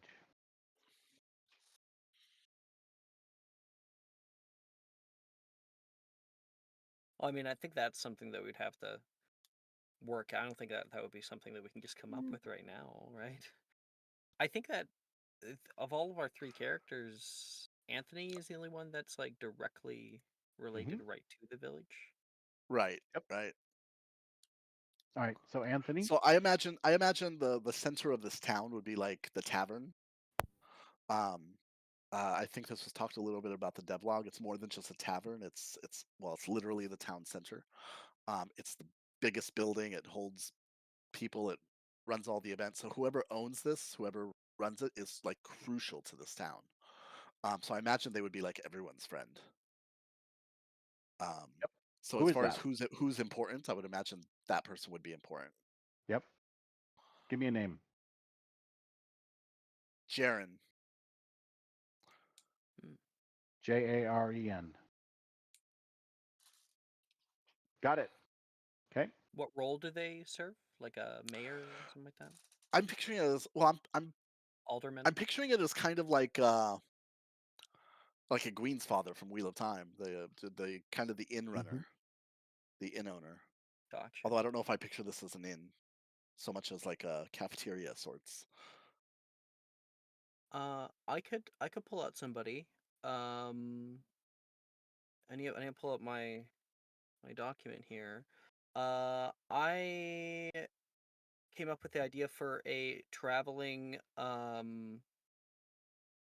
oh, what is it called? A traveling performer Mhm. named Lucius Parnham Trace the Third. He's just a bit of a drunk who is good with music, and he would go to maybe a festival like this and play music, and so that would be somebody that I know that's here. Okay. Cool. He would be from Stormhelm, but he travels around the Dales. He left Stormhelm a while ago, years ago. Would this town have like an equivalent of a red marshal, Sure. sheriff? Yeah. Absolutely. What do we want them to be like? Bearing in mind that it's kind of a frontier town. If there's danger nearby, they're gonna be hardened. You know, they're gonna be somebody who would be serious about that danger, Is there actual or danger nearby, or disregards is there that just danger. the perception that there could be danger? I Well, think the if there bridge. is danger, it's possible that this Redguard's more accustomed to dealing with like chasing off animals or like dealing with wolves or things like that. Not necessarily like people disputes. Like I don't think there's been like a murder in this town or something. If they're called in for a people dispute, it's usually to be like, all right, break it up. You go over there, you go over here. We're done. Sounds good. Hmm. Your dog keeps eating my chickens. Yeah. Well, Yeah. I mean, if we have a broken bridge and a mysterious place on the other side that could have danger lurking, then it could be like a different kind. Like he might not be a red guard, he could be like a river watch or something if we wanted,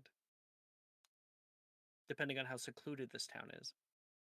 I kind of see a red marshal in this town, or some kind of the law, right? Mhm. Um, Not being so much a policeman, but a guard of some sort. And maybe he is set up in the bridge house because that there used to be maybe um, anciently some kind of a guard or barracks at the bridge, so that they could As a go out border. and keep the bridge, right? So this is what's Yeah. left over, and so that's where he's at, and maybe he has some dream of being, tying back to what those were like when if the Empire comes back, then I'll be one of these guys that he's got maybe some stories in his head about the heroics that they used to do and the things they went up against and that sort of thing. Yeah, see, that's where my mind is right now. I'm trying to picture what's wrong with this guy. Like, why can't we just turn to him to solve all our problems? Mhm. Maybe he He's a doesn't little even like off, this posting. I or think denial. maybe he's off. Maybe he actually has um, been to war in the past, and now he is this guard, and he thinks he is guarding the bridge. Like What if he's he's making sure alcoholic? nothing comes across. Sure, Yeah, nothing comes not across this like all this. bridge. Yeah. Not on my Mhm. watch. He's not coming across this bridge. Whoever they are, they're never going to make it into this town. Well, I mean the Okay. bridge is out, right? The bridge is in Yeah, ruins. it's in Yeah. ruins. Yeah. So whatever's on the other side. Yeah, I think if He's he's like an alcoholic, then he's gonna be somebody because especially if he doesn't have to deal with a whole lot, like running out animals and stuff, he's Mhm. somebody who has the training, like with military training, to be in the position. However, he doesn't really have to use it a whole lot, and so he's grown complacent or is incompetent in his role because of that. Maybe he's a I little like bit that. jaded, a little bit And I like that it makes unhelpful. him different from the Red Marshal in Tinderbox. Mm, maybe a bit With jaded, maybe a bit unhelpful. So people kind of have to deal with their own things on their own, but what could happen here? There's hardly anything to talk about in terms of like, you know, theft really would be like I guess a big thing, but that's like, you Oh, know, the biggest thing that oh, could happen. No one's dying, no one's getting killed. the Dales is a setting that is pretty idyllic. And so if there is some kind of big issue coming up that is not a part of his everyday life, and you bring it up to him, he's likely to think that you're crazy.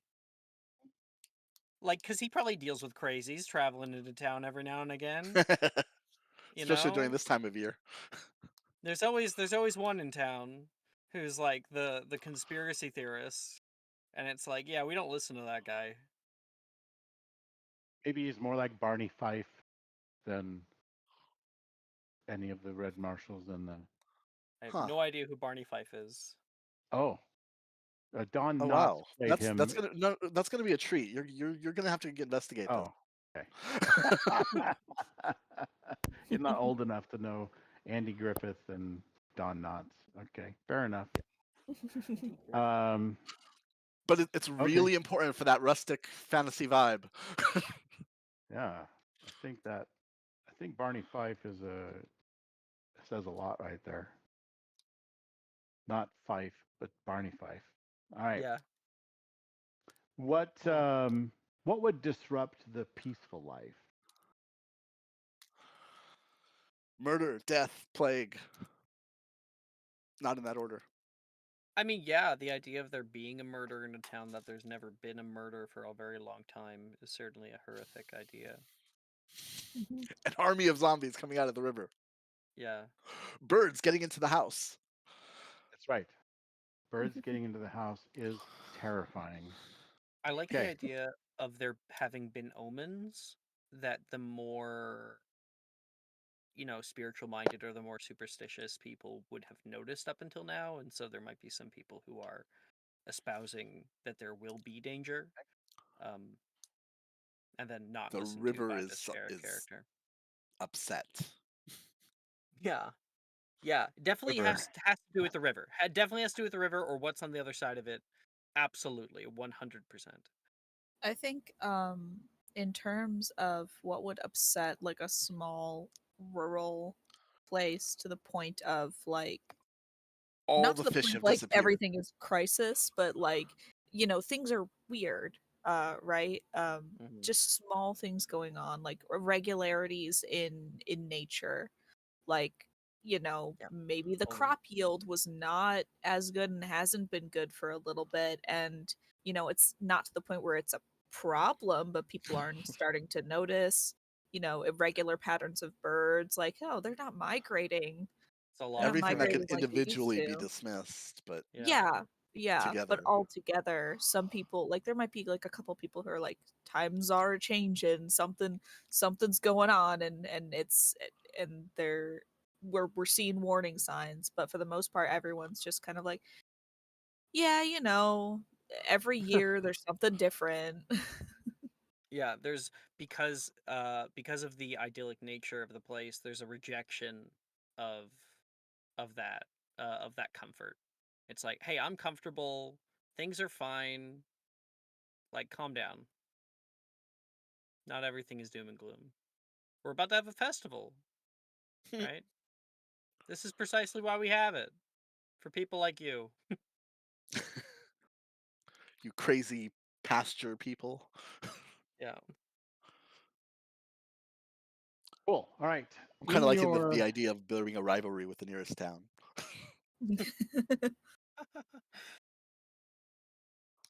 yeah, even if it's a friendly rivalry, that would be fun. Yep. Mhm. All right. 4 character sheets. Let's go up to the top right in your VTT. Go to the probably the 4th icon over, says actors. Looks like a meeple. Third. There's a chat messages, Oh, you combat don't have encounters, and scenes. actors. That's why. Yeah. I have scenes. Okay.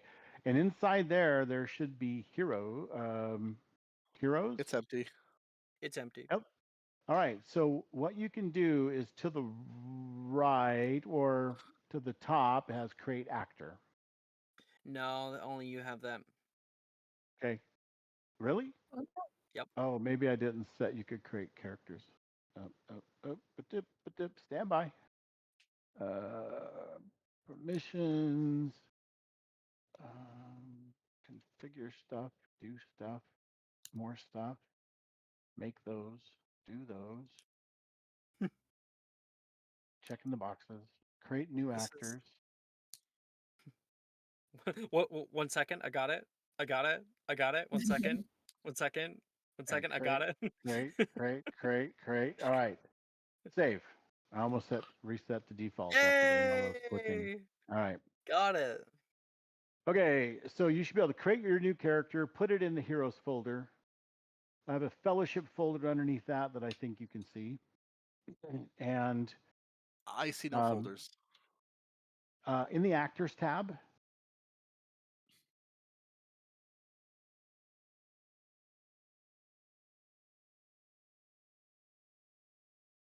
Hmm? no, you don't see any folders? Nope. I do have Okay, the I'm create gonna actor show button. observer. Yeah, Okay, I just made mine, and I go set ahead. it as a player character. So if I move your character into the heroes folder, does he just disappear or is he still there? For some reason, I can't add an image. I don't know why. Oh yeah, that's another bunch of permissions. I'll grab your image out of Discord and put it in there. Okay, Davram just showed up. Okay. That's me. Mythos If and I put it Logos. inside the heroes folder, can you see it in there in the heroes folder? I do see a heroes folder now. Okay. And yes, And I see my Sherry. character. I kept double clicking, so that was bizarre.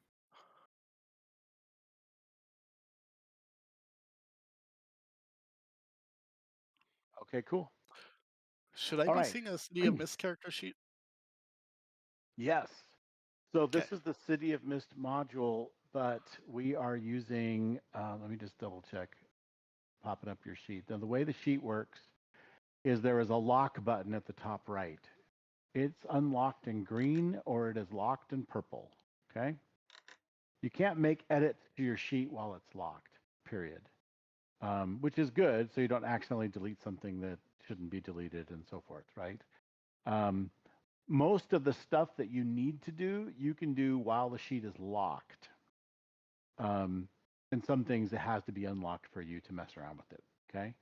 All right, so up at the top right again, next to the actors tab, there's an items tab. You should see some stuff showing up in there. I'm double checking that I have to change permissions when I unpack stuff in here. It comes I with see theme books.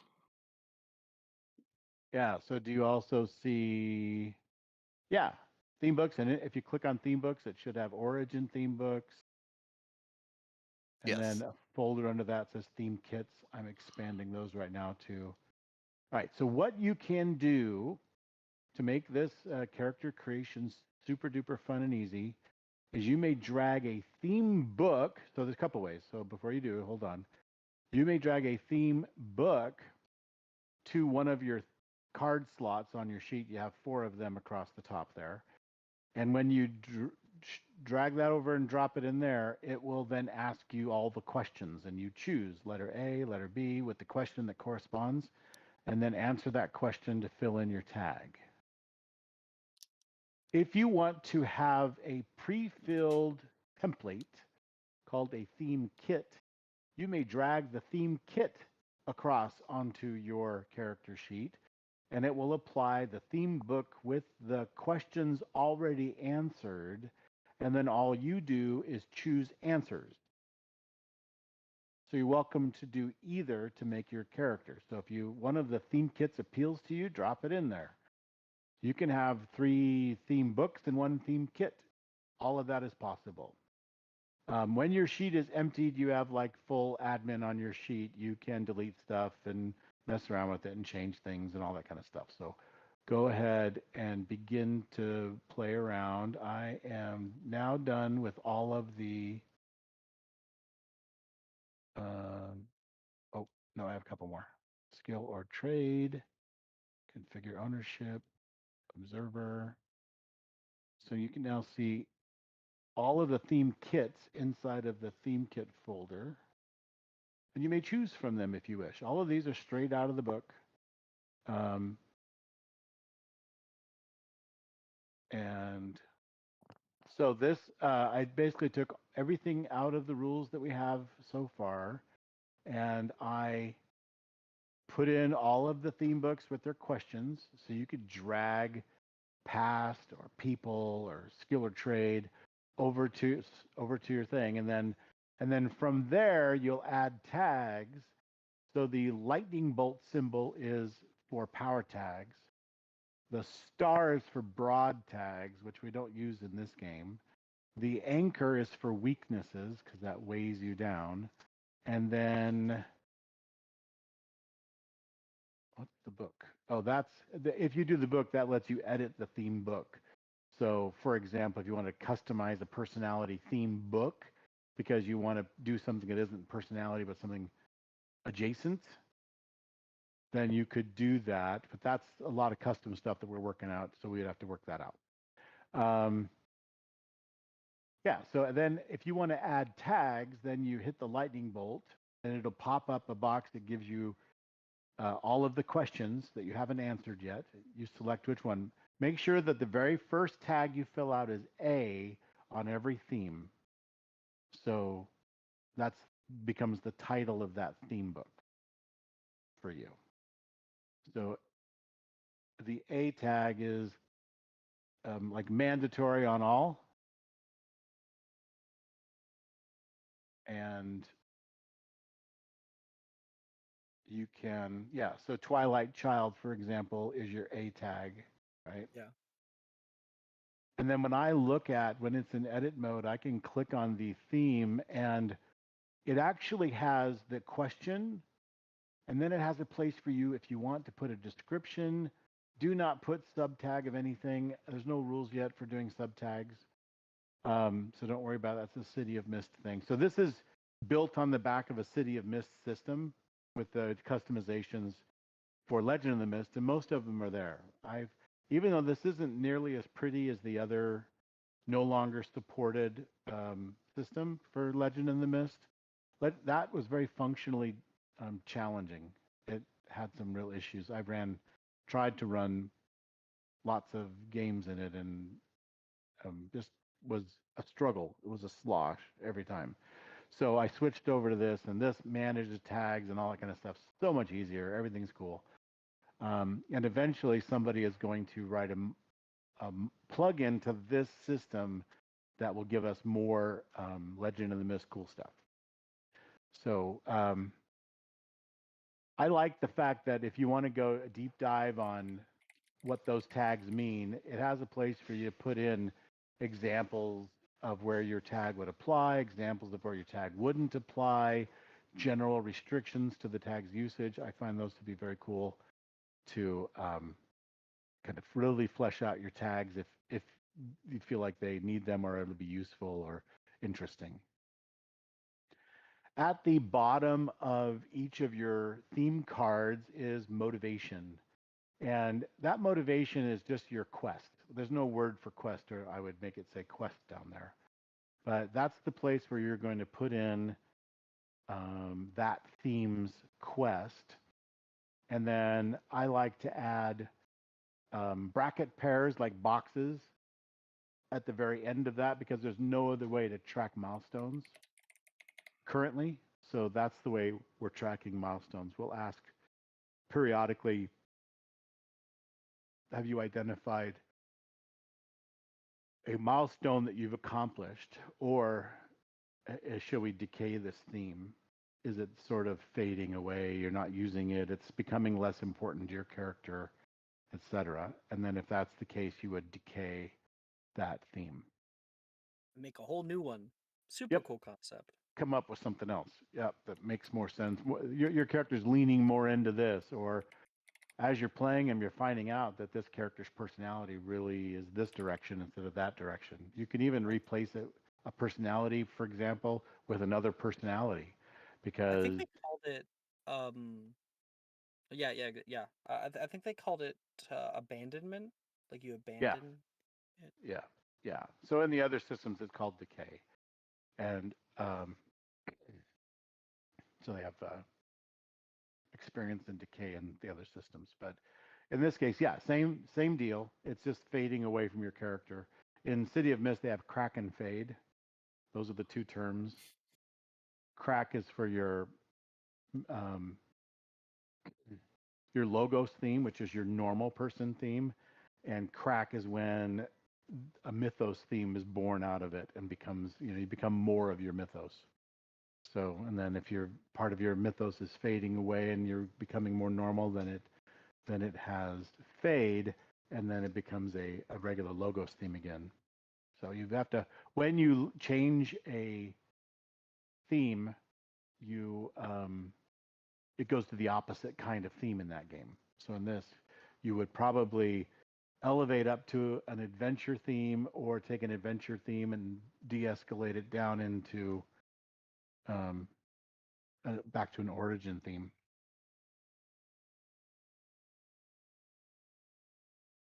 So you've got Fife here banging away because you've got your character kind of pre-made. And Cherry, you can grab theme books. Did you grab a knowledge theme book? I believe so, yes. I think. Oh, so you grabbed a. So that's the other thing we have to really talk about. You grabbed an adventure theme Oh, okay. which is cool if everyone's cool with it. So here's the thing: this is going to add a level of might to your character that brings on Oh. harder challenges or challenges maybe only you like. You're the only one that can face this thing because the other guys are just like wimpy, right? They're not even up to the task, right? But you are because you have this other level of might. And so that would be like saying my D&D character is now starting off at, 7th or 8th level, for example. Oh, okay. Gotcha. When you're at that, when you have those theme kits. So you Understood. can, so the question then is, do you all want to begin as little nobodies with origin themes and grow into your adventure themes as you accomplish your milestones and then evolve that theme into an adventure theme and then maybe evolve those themes into a greatness theme? I would say that there's probably no rules for this yet, but I think that, in my opinion, you should have all 4 of your themes be adventure themes before you can evolve one into a greatness theme. Well, and like That way, yeah. if uh if Sleepy wants to do like knowledge, then you Uh-huh. might be able to do that as a trait or as a skill or trade instead.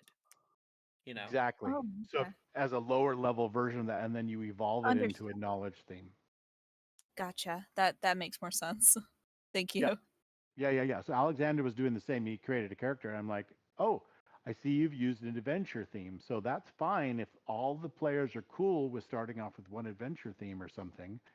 I don't care. It's up to you. Yeah. You're going to dictate how this game goes. But then he's like, oh, I found a way to do, I think I'm going to do this theme instead at the origin level and start kind of grassroots. So Yeah, it's I had Uncanny Being, which made a lot of sense for the character, but with what you said, I was like, oh well, I can just downgrade that to people, and yep, that would be fine. absolutely.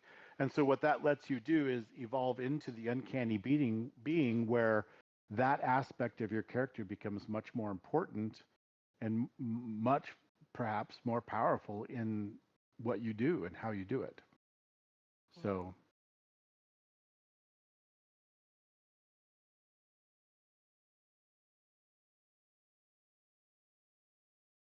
like you may be fine with illusion magic where you just look fully human, period. And we'll just say that that's the way it goes. You are under a particular illusion. That illusion may fade under certain circumstances, right? Or if I burn that tag or something, then it's revealed that you got weird, hairy, hoofy legs, that kind of thing, right? Yeah. Any way we go about it is just fine. So I really like this starting off with you're in costume, so nobody is going to look twice at you if you're in your natural form, It's a good idea. because that's easy. Yep, Eases you into it a little more.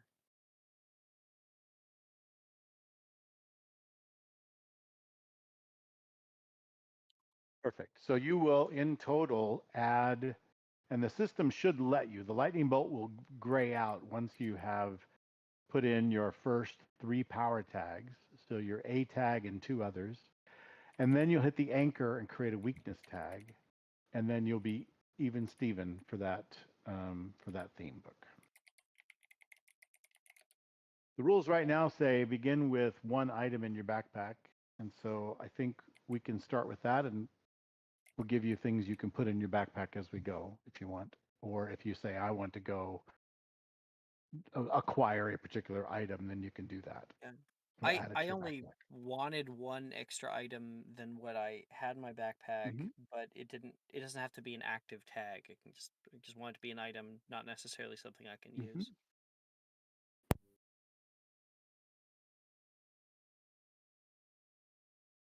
Is that something that's all right? Cool with it? I mean, the Tinderbox demo was you get 3 things in your backpack, right? So Oh, sorry. Am I wrong? Is it not 4 things in your backpack? I thought the rule I was thought it was one 1. for every card. Oh, is it 1 for every theme? I just read Oh, 1. that's what I thought. I might be No, wrong. my understanding was you get 1, period. Yeah. Just start, and then you fill it in. The narrator gives you lots of opportunities to fill in more stuff. That's You just what get I read. one thing in your backpack? Yes. Oh, okay. Cool. 1 tag. Good to know. So you can have other things in your backpack if it's, you just need to fill the space. You can, It's but not they're a not tag. tags. But they're Not a not tag tags. you can use. Yeah. Right. That makes more sense. Fine by me. I think the idea in the Tinderbox demo was maybe they were still play testing it and they found that 3 things or 4 things was a lot. And that then it gave them, like, it made those things in their backpack important, that they didn't want to get rid of them and they just wanted to put more things in their backpack as they got them. And maybe they were like, we really want to avoid the D&D. I've got half of the shop all on I carry 6 weapons and I have 2 sets of armor just in case the first one rusts. I was just hoping that it didn't mean that I don't have I want to be a marksman, so it's like I want to have a bow. Um, Yeah, so if if you I have, want a bow, does it have to be in my backpack? And I guess not necessarily. no, If I'm okay with it not adding to power, then yeah, correct, sure, yeah. correct. There's discussion of armor too, that if it makes sense that you wear armor, that you should have that as a tag, right? Um, But if you want to have it for aesthetic purposes and you don't want it to take up a backpack slot, then you yeah, know, exactly. yeah. Yep. So it's just the things that you have things, and so for the story, that doesn't require any rolls or anything. But you may also have a power tag on a theme that already assumes you have a bow, Yeah. right? Mm-hmm. So, like for example, Ramum makes it very clear you have horns. Sure. We don't have That's to not put really a. horns anywhere. I'd say marksman is a good. I have Yes, a marksman is a trade and skill because hunter. That exactly. Yep, assumes that I have a bow. Yeah. correct. Yep, or a crossbow or however you. So yeah, so that is where that tag plays in that you're using an object. Now, if the object is important to have, you can create the tag and make it last the scene just by pumping some power into it. And it gives you an extra tag to go along with your marksman tag, right? Mm-hmm. This game is very timey-wimey. How's the phrase go? Yeah. Wibbly wobbly timey wimey. Yes, it's wibbly wobbly, timey-wimey. Exactly. This whole game's like that. So when you really need to throw a bunch of power tags at things, you create the tags and then you throw them at it, right? So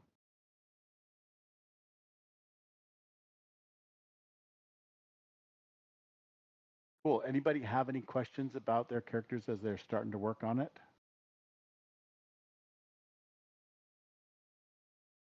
I'm not sure what to do with my fourth theme yet.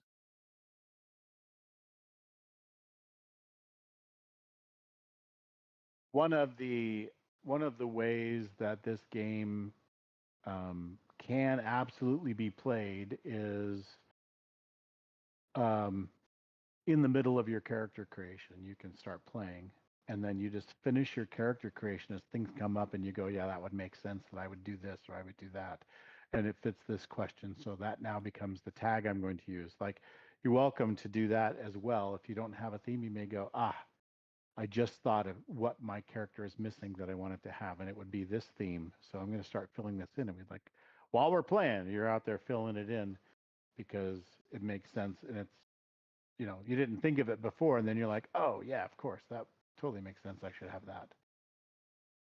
Can do. Add a weakness tag to a backpack item. If you make it into its own like theme, its own item theme, you can tags can have tags essentially. Oh, cool. So if you want a bow that has particular qualities, you can also add a weakness to it. That's cool. I That's got a cool. knife. It's a real bad knife, but it's technically a knife. Yeah. Yeah. Or it may be, that the tag is associated to it is it's cursed. Oh. It's obsidian, so it's really really sharp, but also incredibly brittle. I don't remember offhand what you do with improved backpack. Mm. I don't know if you add more tags or you get an improvement or something like that. No, I think backpack is literally I pick up this knife. Okay, add it to your backpack. And now it becomes a tag that you can use later. Yeah, but there's an advantage to having your items with weaknesses. Oh, that's if you're going like with a relic. So that'd be like a relic theme book. So the Red Marshal has the shiny sword from the Tinderbox, and his intention is to eventually make that a theme on his character sheet. He wants to have this magic sword with properties.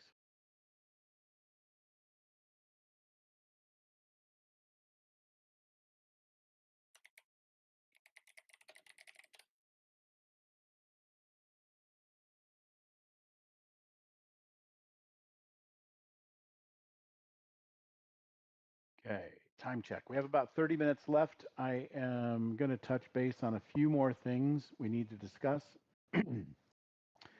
So we'll revisit these shortly once you get a feel for the character as you're filling it out. Now you're going to have access to this VTT. You can come in here and finish it up, make a change, etc. Um, fill in background, bio, fill out the character sheet as much as you choose to do beyond just what's mechanically necessary. I want you to think about what is each character's role or origin. That's just, you've already kind of tapped in that in your character creation. What are your personal goals, flaws, and secrets? Those would play into your theme's quest. And how do you know each other? So in City of Mist, you would connect, like, how do you know this person or that person? And you create these little connections. That's a kind of a powered by the apocalypse trope. But every theme book, at the end of the theme book, and I'm not sure that is the case here. Let me just double check real quick.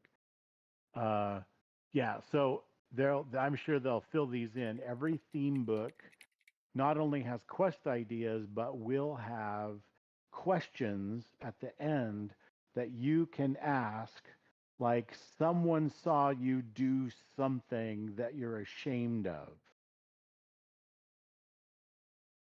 How does this affect your relationship with them? Or it's like the other way around. Someone saw you do something. How does their relationship with you be affected by this? Are they wanting to help you, or is it going to does it make them think less of you in some way, right? And so that creates these help or hurt kind of things. I don't know what Legend of the Mist is going to do with that mechanic. It makes a lot of sense because it helps to further evolve and define the conflict or unity of each character with the others.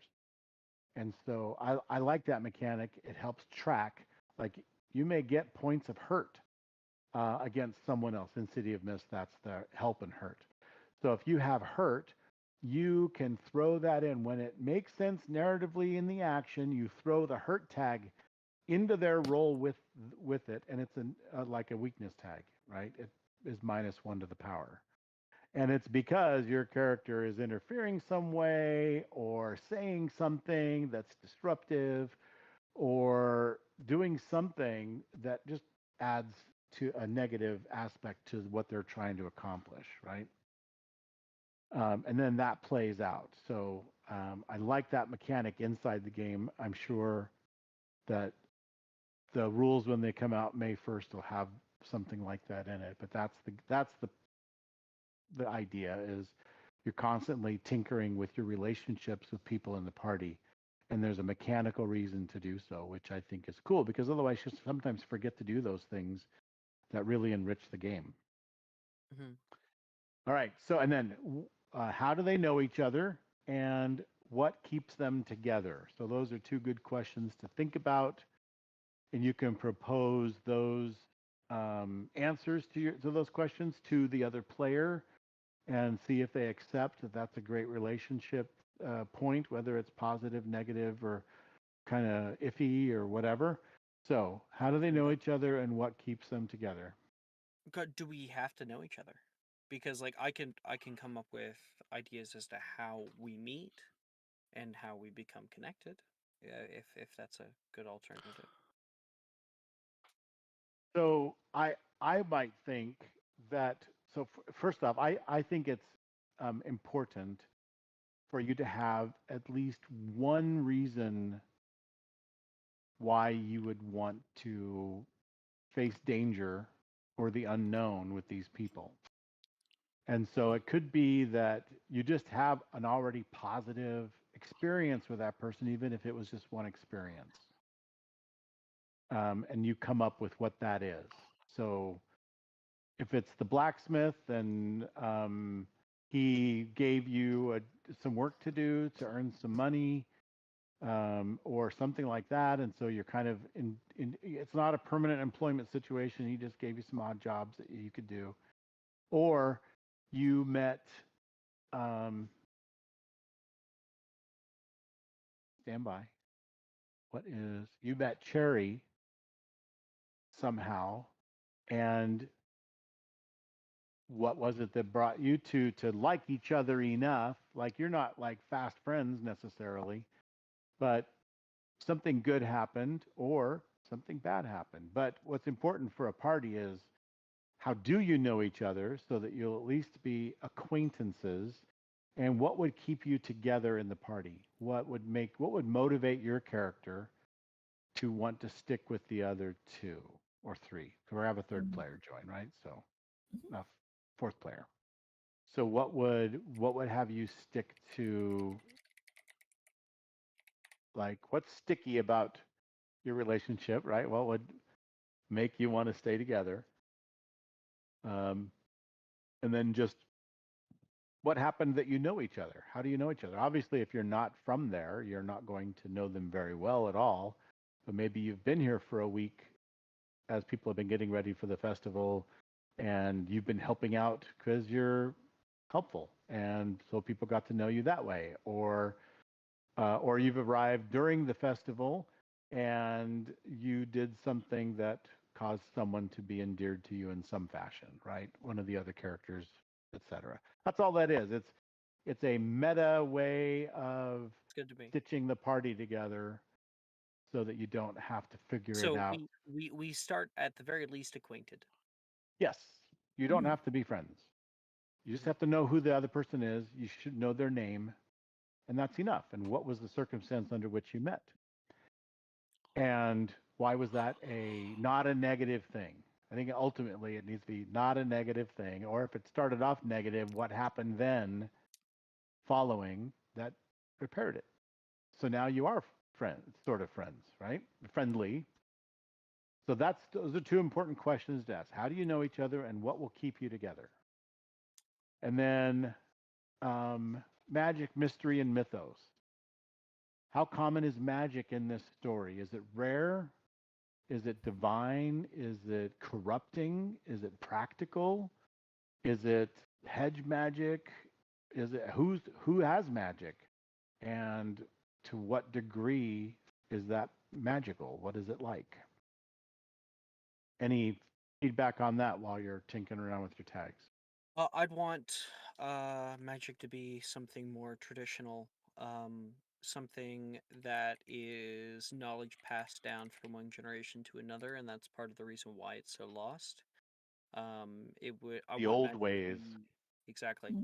I want magic to be something that is not seen as good. Like there may be some There's suspicion about major it. suspicion Hmm. about it, some worries about the kind of chaos that magic can bring. Um and so it's not seen as like, oh yeah, something to fix all my problems. It's seen as something like, you mess with that, you mess with the Ouija board, you summon the demons.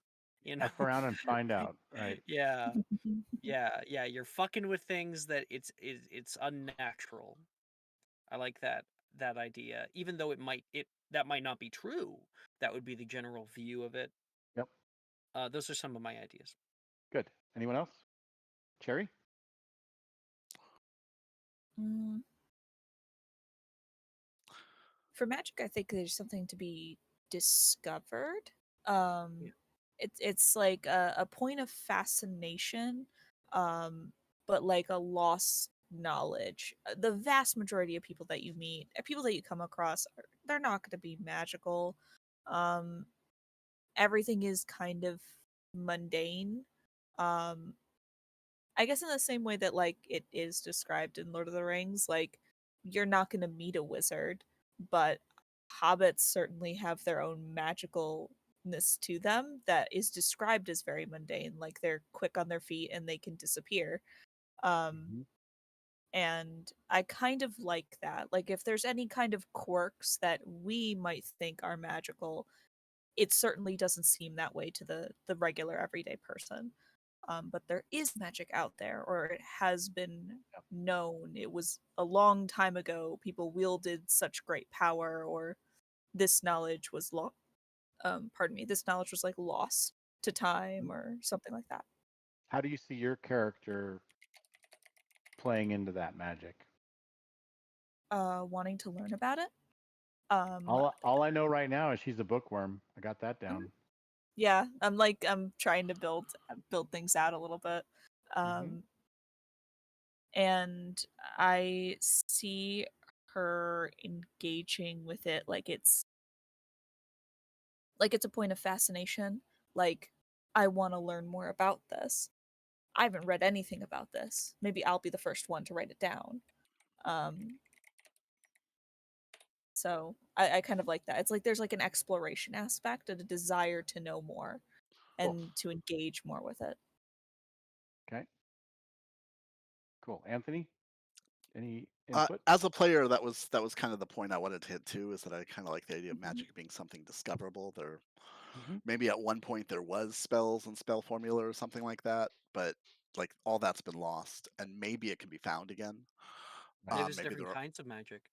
yeah, exactly. Yeah. But as far as my character goes, my character has no motivation to like discover magic or anything like that. If Yeah. anything, magic is probably a curse for him. Mhm. Oh, I interesting. see him as someone who might be like infected with magic or might be chosen by some kind of magical spirit or something down the line. I'm thinking of going with like a fire theme for him Mm-hmm. somehow, but Sure. he's not, it's not going to be something he likes or something he's fascinated with. If anything, it's something he wants to get rid of, or it's a burden that he takes on, because that's kind of what he does, takes on burdens. I already Good. see a very interesting character dynamic of it being like, oh, this is really fascinating, and please don't touch that. Please stop. Please don't touch that. Don't go near it. It could be dangerous. Right. Right. What Definitely. about sufficiently advanced technology such that it is indistinguishable from magic? I feel like that Like, kind of goes against the rustic feel of it all. To if it's have it like just lost technology. magical technology, like uh maybe there existed a very long time ago, like this great empire. They had such advanced magic to the point where it is indistinguishable from technology. Like, they created floating cities or floating objects or something with the Magic carpet. magic Yeah. that Floating yeah, city. Yeah. exactly. Exactly. Yep. Um, Or but this sending stone is really just 2 iPhones, right? Yeah, exactly I'm more into something like that. magic objects being used in the place of technology, not Yeah. necessarily like, Yeah, oh, yeah, yeah, we got wires in here, you know? It's yeah, and like, that's where no, I we was. carve glyphs into metal things and make them magic, right? Hmm? Yeah, and that's where I was that's where I thought the question was more geared to. Like, it's advanced magic that was just lost to time. So there Yeah. might be some artifacts or something that we could potentially come across that we don't really necessarily know how to operate. It's magical. Does that mean we understand anything about it? No. It's a nose Okay. trimmer. Nose Mhm. hair trimmer. Cool. Oh dear. Cool. All right. So magic is not common. It's very rare and kind of low powered right now because and looked upon with some suspicion whenever it's used. All right. What's one mystery or legend that you might want to explore? Your character might want to explore. This is Ready? your world building moment right here. Mhm. Um, I I would want to explore the nature of the children of Twilight. Mhm. Find your daddy. I don't know much about that. I think with Fife, like it's not so much about finding family, but more so just understanding more about himself. Um, and he very well may reject what that is, but I think that it's not even a major part of his story. I think it would be a side thing that he would become intrigued by, because I don't think he's ever met anyone like him when it comes to that, unless you say otherwise. If it's more common than I think, I'm fine with either. Just I was thinking in the context that it doesn't come around too often. Okay. Well, we will play to find out. Is there a particular? Oh, so you've mentioned Children of Twilight. All right. Does someone else have a mystery or legend, superstition or whatever that you might want to explore in this game?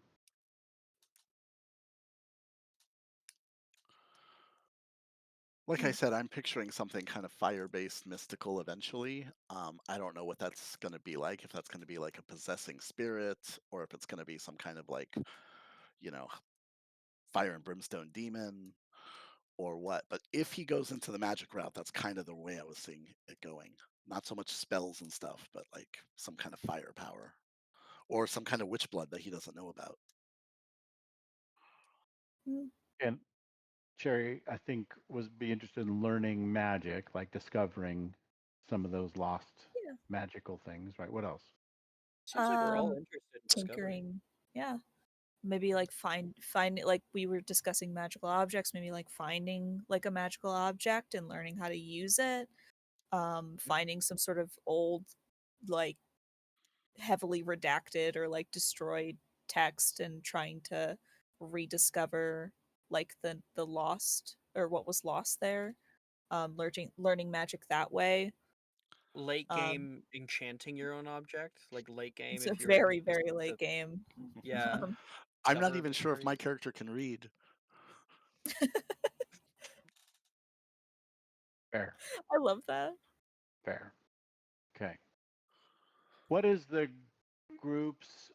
Okay, so it's a loaded question. Hmm.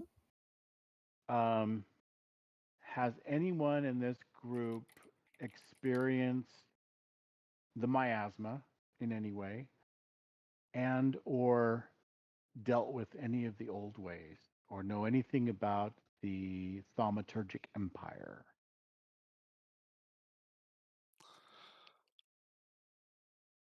I haven't read any document that has to do with any of those. Okay. I thought it was Perfectly all acceptable to new. have no exposing of any of those subjects to your character. I So that's probably fine. know people who take the old ways pretty seriously. Okay. And I certainly wouldn't do anything to like disrespect the old gods. Not saying I believe in them, but you know, not gonna get them angry either. But no, I wouldn't know anything about the thaumaturgical Is there empire. like a town wisdom or Shoot, something like that that plays the role of what that wise old one, the wise one? I would assume so. What do you guys think? Yeah, I think that I feel like in any kind of very small rural area, like at least in terms of like where I've lived, there's always like the one person who, is like a pastor or something. Like there's always that one who has like the spiritual advisory. Even if they're not necessarily taken seriously, they're still looked to as that kind of guidance, Hmm. that kind I of think there might be authority. even And I more of think, that here. Like an yeah, I think there might apothecary? Become an archetype mhm, in places like this. Yeah, I agree. yeah. I think beliefs in the old ways are kind of like ingrained into It's the like a part of frontier. being human, you know? I think the further south, like the further south you go, the towards the Aldenwood, the marshes, things where everything's a little bit more rustic, a little bit more like less advanced, I guess, in terms of just society based.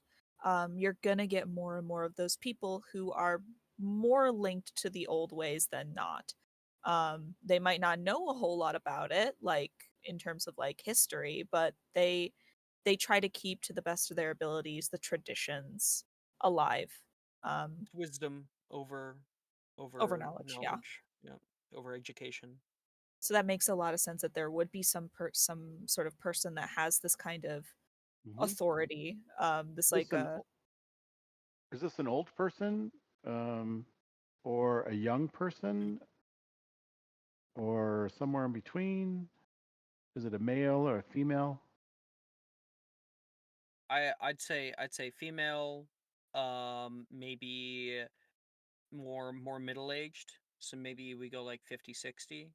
So she has the experience of age, but is still capable of traversing through the world easy enough. Okay.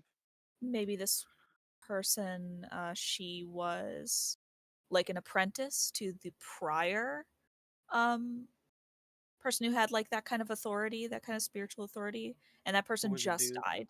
Yeah. Like they had Old just dude. passed on, so she took their place like relatively recently within the Yep. last decade or so. Cool. Anyone got a name I, for her? Oh, go ahead, Anthony. I'm thinking more so than Raven's Home or certain other places. Like she might not be like the outcast here. She's probably like on the village council or something, whatever Mm-hmm. equivalent that is. They try to listen to her to the best of their ability.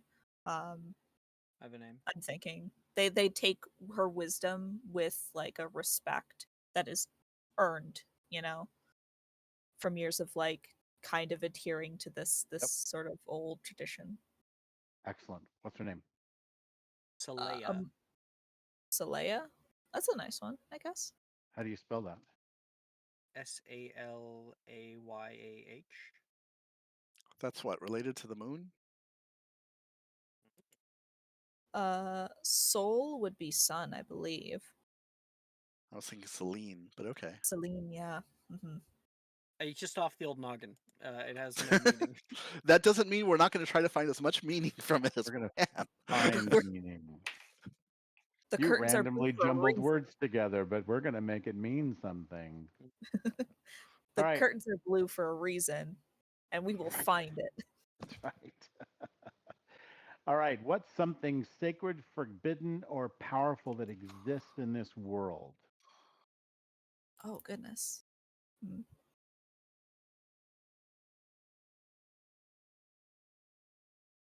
Sorry, can you repeat that? What is something sacred, forbidden, or powerful in this world? There's I've seen a few things where like certain sacred trees can be very powerful. That might be kind of big here. Mm. Teen Wolf had the whole White Mountain Ash thing. Yeah. Um, It did. I thought that was Yeah. kind of cool.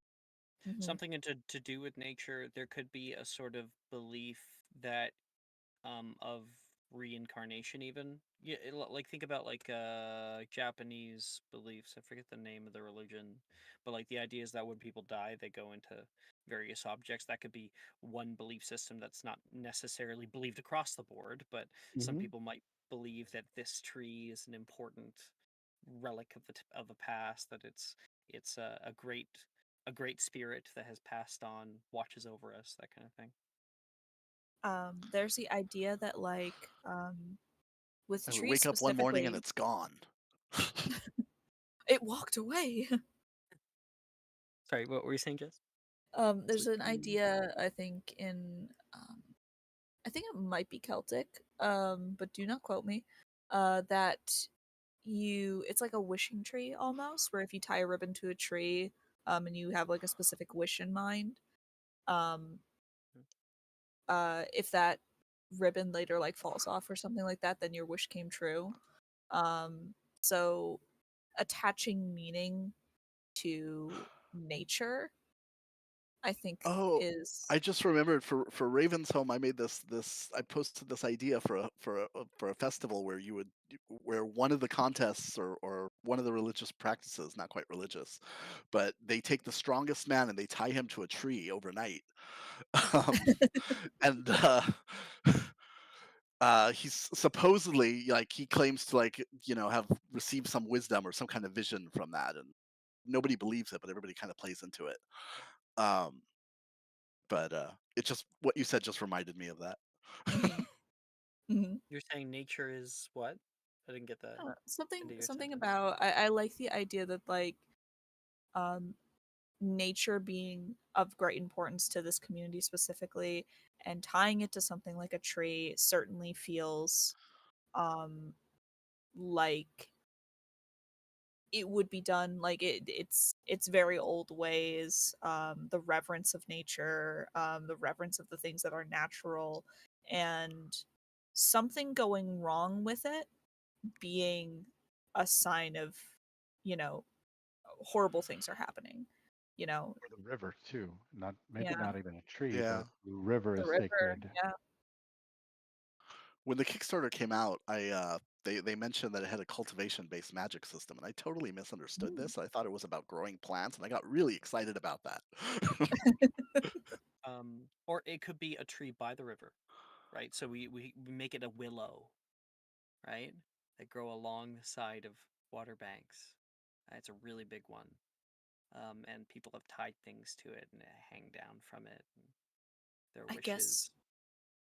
guess it would depend, I guess, on like what angle we want to go with. Do we want to go with here is, I guess, a symbol of the community, which would be like this tree. It's not necessarily providing a function outside of necessarily shade or, the normal things that trees do. Or do we go with the river, which, along with being a symbol, would also be like a provider? That's where we get fresh water. That's where we get our food. That's, trade is important along the rivers and things like that. Like, where do we want to place the importance? I have an I idea. like the tree the Okay. most, and I would vote for that the river feeds the tree, so the two are interconnected. In Alpha Centauri, there was a faction, Gaia's stepdaughters, and one of the Mhm. principles was that they bring this tree or this sapling from old Earth, and when they found their headquarters, they like plant that tree, and it's very important to them. Um, since we did kind of establish that this community came after the bridge and so forth, it wasn't like originally designed to be settled here. This could be like a nomadic people who like wherever they came from, whatever they were doing, they brought this tree with them. Long time ago. And so Oh, this I love tree that. is not native to this place. Yeah, it's some kind of exotic tree. It can't be replaced. It Mhm. can't be. There's no others like it.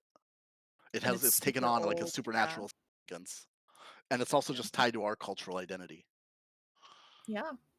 That would certainly make it like of great importance of and put it in like a singular position in this place.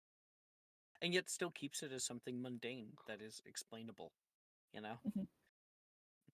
No, you go somewhere else, like far And away, mockable and by our you'll rival town. yeah. You go somewhere else far away, you'll find a bunch of these trees. But you won't find one here. Except for right here. Yeah. People in South Crossing are weird. They all worship willows for some reason. The And you South could Crossing willows versus the Wood End billy goats. Got it. Cool. All right, sports team. last thing but to hit before we call it quits and let you work on your characters for us to discuss in Discord. Next week I'll be out of town, so I won't be able to run a game, and I know that's when Okay. Morgan gets to show up for his time. So we'll just keep that, I guess, in Discord. But I'll Cool. be back the week after. And then there was near the end of May, I'll miss a weekend as well. We'll be in California. All right, so lines and veils. So let's talk about that. Is there any content to avoid entirely? Um. mm, Like harm to children would be a good line if that is a problem for you. If not, and I can possess children with demons, then we're good. ah,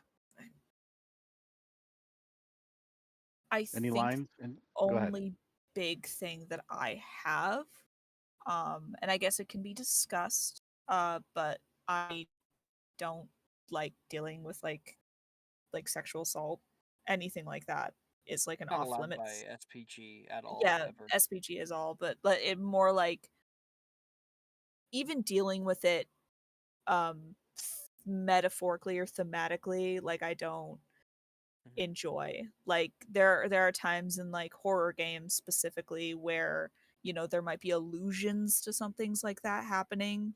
Um Mm-hmm. I'm a little more okay with dealing with that normally, but like if we're doing something like this, I think best not. Okay. Yeah. Um Very good. It's just Okay. not an That's yeah. aspect of the world. Period. that's hmm great. I'm sure it's easy for us all to agree on that. So that's super. hmm Um, though weirdly enough, I did look at a game once where it was all that kind of thing, and I'm like, dude, not the game for me. I'm out of here. Bye. It was Yeah. like, There is a oh, game that like I yeah. I have that like it's not necessarily that I'm uncomfortable with it. I'm more comfortable with it if like the game leans in those directions. But if it's not like thematically necessary, then I would rather stay away. Like there's a game Yeah, called Bluebeard's Bride Bluebeard's where Bride. that's entirely like there's a certain aspect to it that's all about like specifically violence against women and things like that. So That's the theme. Yeah, I'm sort of I have an understanding when it comes to games like that. But in this world, if we're dealing if that's not not needed. necessary or needed, then I'd rather stay away. I'd say with violence to children, like if there's honestly, I think the violence to children can be actually really powerful. Um, but I would want it to be something that is holds weight, something that is cared about. Like how do I put this best? It's on the tip of my tongue. Must be Um, meaningful. Yeah. meaningful. Yes. Yes, because it's like if a child is in danger, that should have great meaning. If a child ends up dying when they're in danger, that should hold great meaning to the Yeah, community, to the people, and that should have major ramifications, not just like, haha, I killed the kid. Fuck right, you all. It, please Right? right. don't make me watch a child get ripped to pieces by a bear Yeah. in front of me without the Yeah. ability to save them. Right, exactly. Yep. Mm-hmm. Good deal. Okay, any veils? Veils would be things that are okay in the game, but need to be off screen, fade to black, implied, etc. But that we would want it to be not handled in the game. It would be something off screen in a journal or whatever, like limited to those things. Yeah, I mean, obviously, like erotic role play. Right? So, like, you're flirting with somebody at the bar. That's all fine Yep. and dandy for me. But then the moment it goes anywhere, yeah, you guys go off, and that's a fade to black. Good for you. Yeah, I really And that's think that George R. how Yeah. R. far we're Martin would going. be entirely, fade to black, implied, The right? whole The whole series book, is The all just whole just yeah. the series. whole thing. Yeah, We exactly. Hmm. pick up this a copy of Game of Thrones and it's like entirely redacted. It's like, oh, Exactly. wow, that's an easy Like I read. tried. When's Winds of So Winter coming out, George? I funny story, real quick. I use this video service called VidAngel, and it is uh,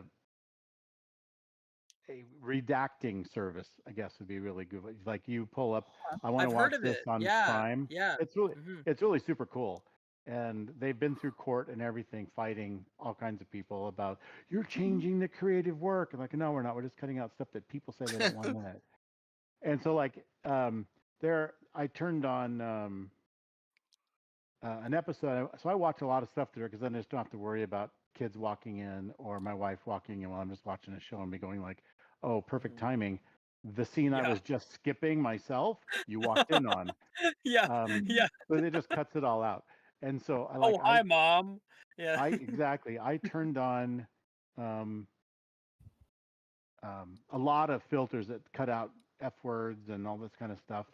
And then I looked. It shows you like a graph of what'll be missing from the show.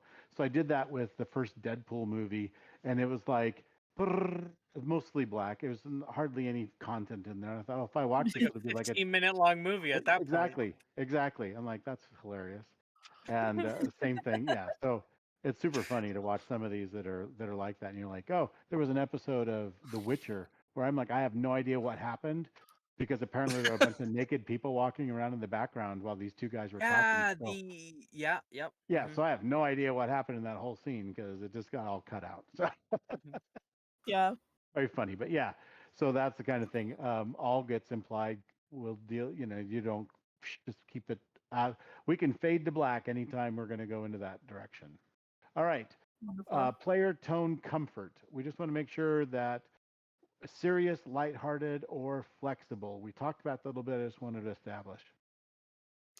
Like if everyone's heads get turned into donkey heads for the episode, are we all cool with weird stuff like that?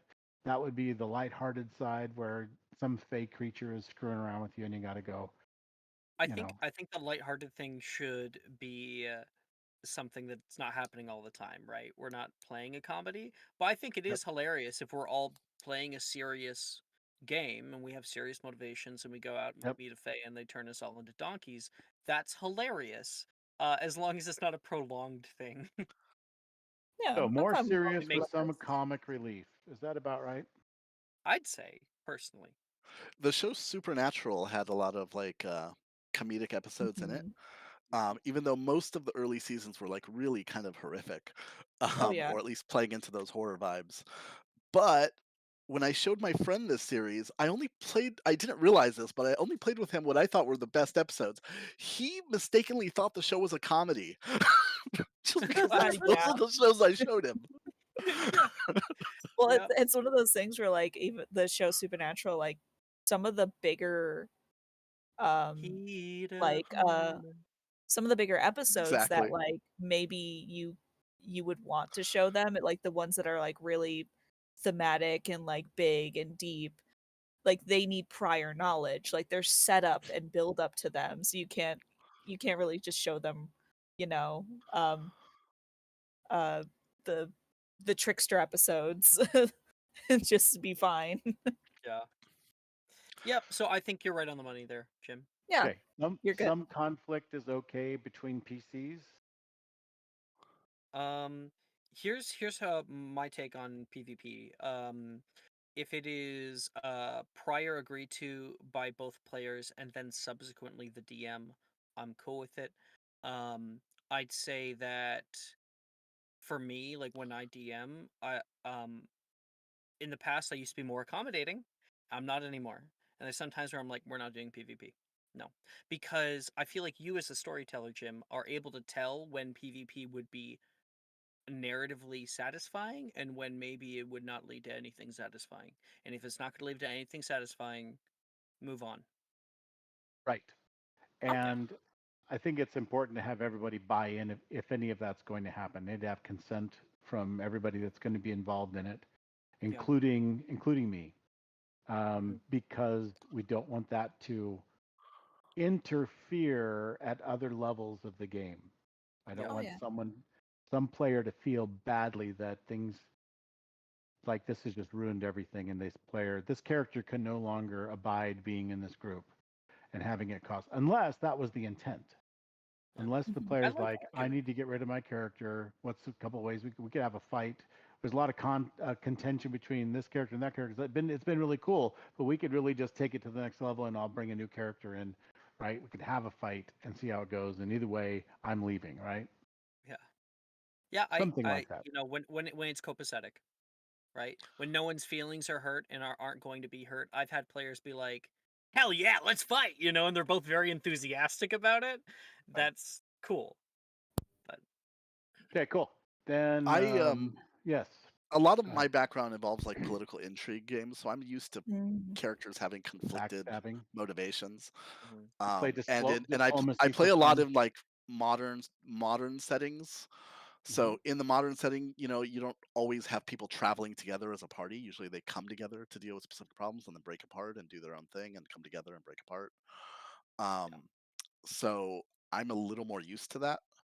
That being said, I don't actually want like violence between the PCs. Um, Okay. that would be kind of noted. where I'm thinking we're having a problem. But I do like kind of like friendly arguments and Oh yeah. that kind of thing. I think it's Yeah, really those can lead to healthy if really they're great all, scenes. if there's like really cool like I just mentioned like briefly, like there's a little bit of a conflicting um uh, Opinions. interactions based like in opinions about like magic or something, and having that turn into like maybe just a disagreement, or it could just lead to a really cool scene. So I'm fine with But conflict as long as it's not violent conflict that Yeah. yeah, Yeah, is same. going to lead to And a rivalry. fallout. also in this game in particular, I think there needs to be part of the same fellowship. Like this Hmm. is kind of a Oh yeah, concrete thing. like we can have disagreements, but I think we can, our understanding is that we want to be able to come together to reach a certain middle ground so that we can just keep everyone together, keep the party moving. And um this did You come up just a don't little make a bit character that's prone in to my other Scape antagonism. games.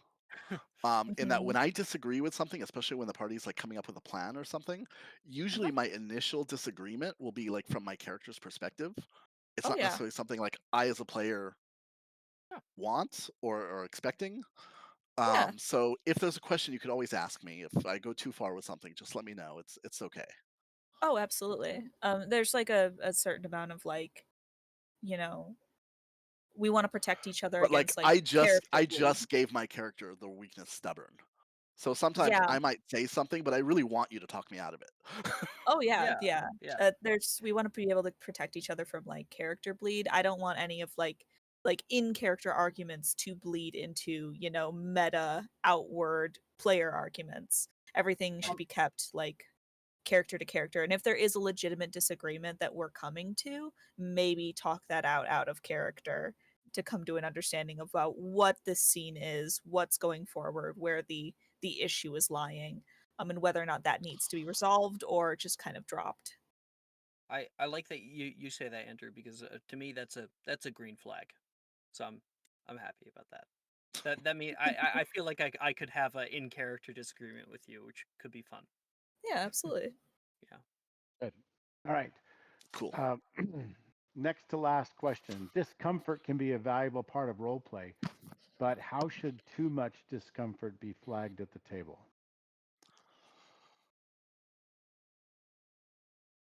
Oh, I personally use traffic light card, so it's like an XYN card, but just it's green, yellow, red um cards. I think those could be a good tool to use. So if something's really uncomfortable, you go yellow card, please move on, or red card, we need to stop because this is a problem.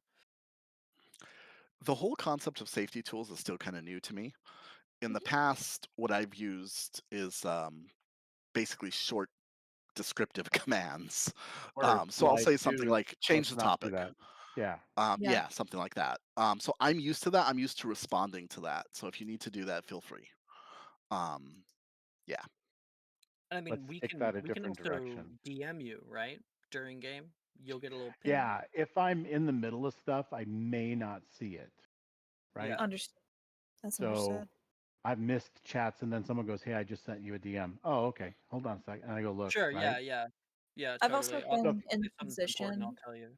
where I've said like, "Hey guys, I need a minute," and then I'll just kind of mute and walk away if something Cool. um upsets or upsetting has happened or something, and I just need a minute to deal with it. And then after that minute is like up, I'll just come back and be like, "All right, I'm okay," or like, "Hey, can we maybe skip ahead a little bit to like end this mhm, conversation real quick?" right, So right. that's how I do it if it's not like Sometimes a it's just a clean you thing, system.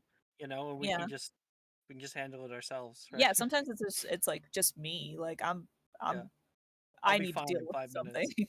give Yeah. me Right. give me like a sec. The way I've looked at safety tools since it became a thing during the pandemic and everyone Mhm. suddenly went online is everyone.